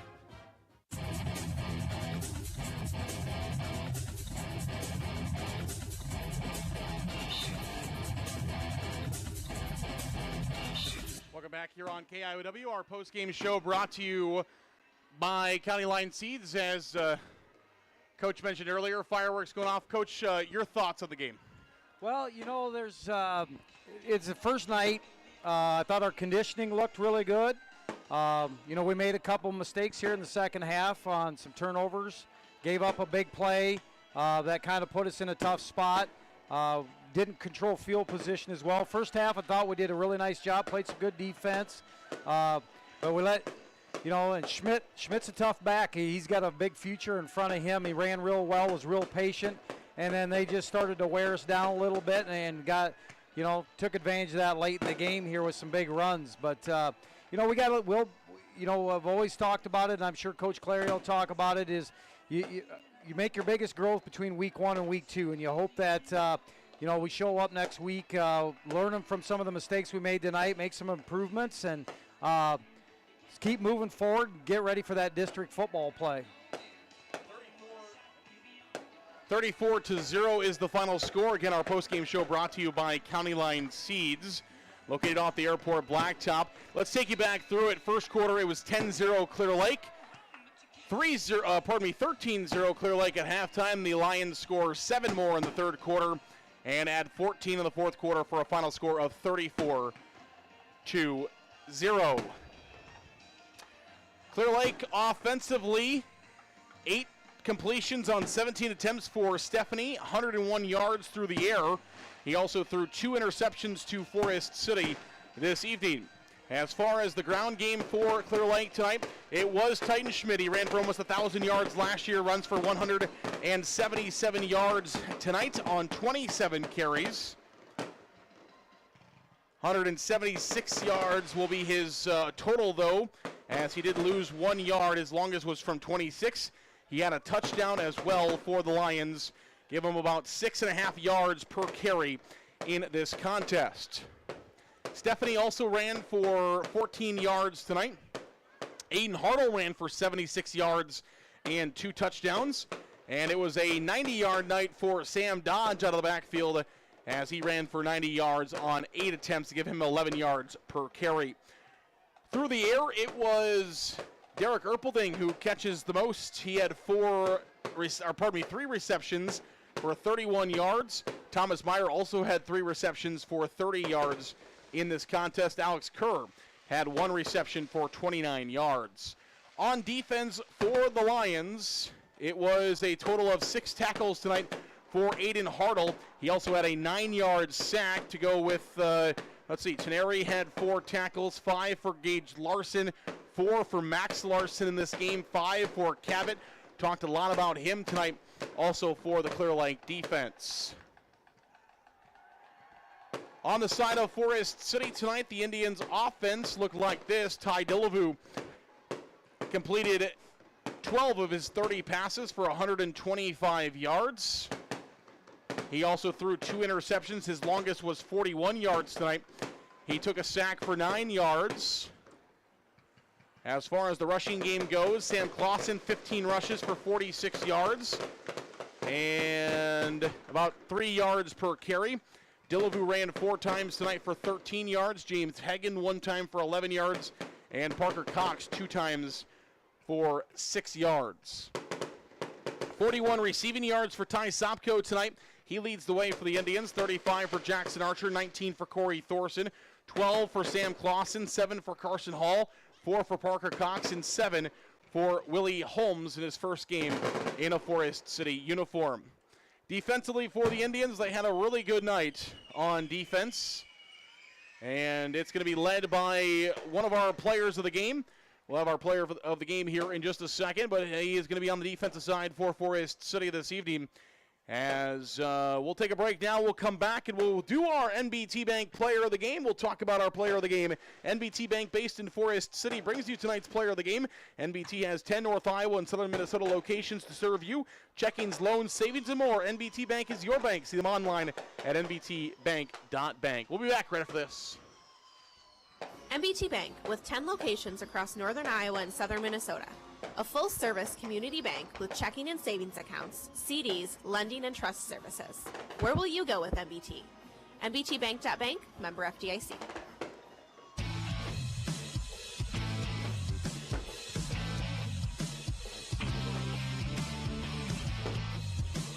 Our NBT Bank Player of the Game, Grant Woogie on the Forest City defense. He had a great night, 10 solo tackles, 10 assisted tackles, for a total of 15 tackles this evening. He also had an interception and, 2 tackles for a loss tonight. So Grant Woogie is our NBT Bank Player of the Game. Also defensively tonight for Forest City, 6 tackles for Ryan Bailey, 7 for Jackson Archer. It was 8 for Lucas Kearney, 4 for Nick Donchie, 4 for Brock Good. Vinton Feldman had 5, 1 for Corey Thorson, 3 for Sam Clausen, 5 for Jack Thompson, 2 for Carson Hall, and 1 for Deegan Moore. Coach, final thoughts? Well, like I said earlier, we saw some good things. We'll take the positives away. You try and grow from some of the negatives, and You're trying to make the biggest growth you can between week 1 and week 2, and I know they'll go back to work on Monday. You got a great group of kids. We've got some young kids that got some experience tonight, and they'll grow a little bit, and it'll be fun to see where we're at next week when we get here. We got a big challenge again to go on the road over to Algona. High-level quarterback. We'll see what kind of, we can handle, how we handle that offense. It'll be a big challenge for us, but that'll be stuff that we get ourselves ready. So excited. I saw some really positive things, from Ty throwing some accuracy. Grant Woogie had an awesome night defensively with all the tackles and the interceptions. So, you got some really good things to build off of here going forward. Still pretty young football team, so it'll be feeling pretty optimistic about things, and I know we can move forward in a good direction. Yeah, Algona hasn't been on the Forest City schedule since 2017, but we had a big run with them, 10 straight games for the Indians and the Bulldogs from 2008 through 2017. Again, Algona hasn't been on that schedule since 2018, kind of those years when we were fluctuating back and forth, or we're in 3A for a while. They were a district opponent, and then we kind of moved into 2A, and just one of those games. We used to lead off with Algona. Actually, we haven't let off from my Reds. We haven't let off with Clear Lake since '89, the last time we played them first game of the year. Of course, we play them every year, but first game of the year. For a while there, we were playing Algona first game of the year every single year, whether it was here or in Algona. So kind of knew a little bit of a rivalry there between Forest City and Algona. We will see you in Algona, back on another turf field. Algona's got turf installed there. Just about everybody on the Forest City schedule this year got a lot of turf going on. So back at the turf field of Algona Bulldogs tomorrow, or next Friday, 1 week from tonight. We'll be on the air. 6:15 pregame show. 7 o'clock is the kickoff. Again, 45-minute pregame shows this year, so make sure you get with us early. 6:15 will be on the air and set for Indian football from Algona High School on Friday evening. Want to thank everybody that made this broadcast possible. Once again, thanks to John Lentz back at the studio for all of his hard work.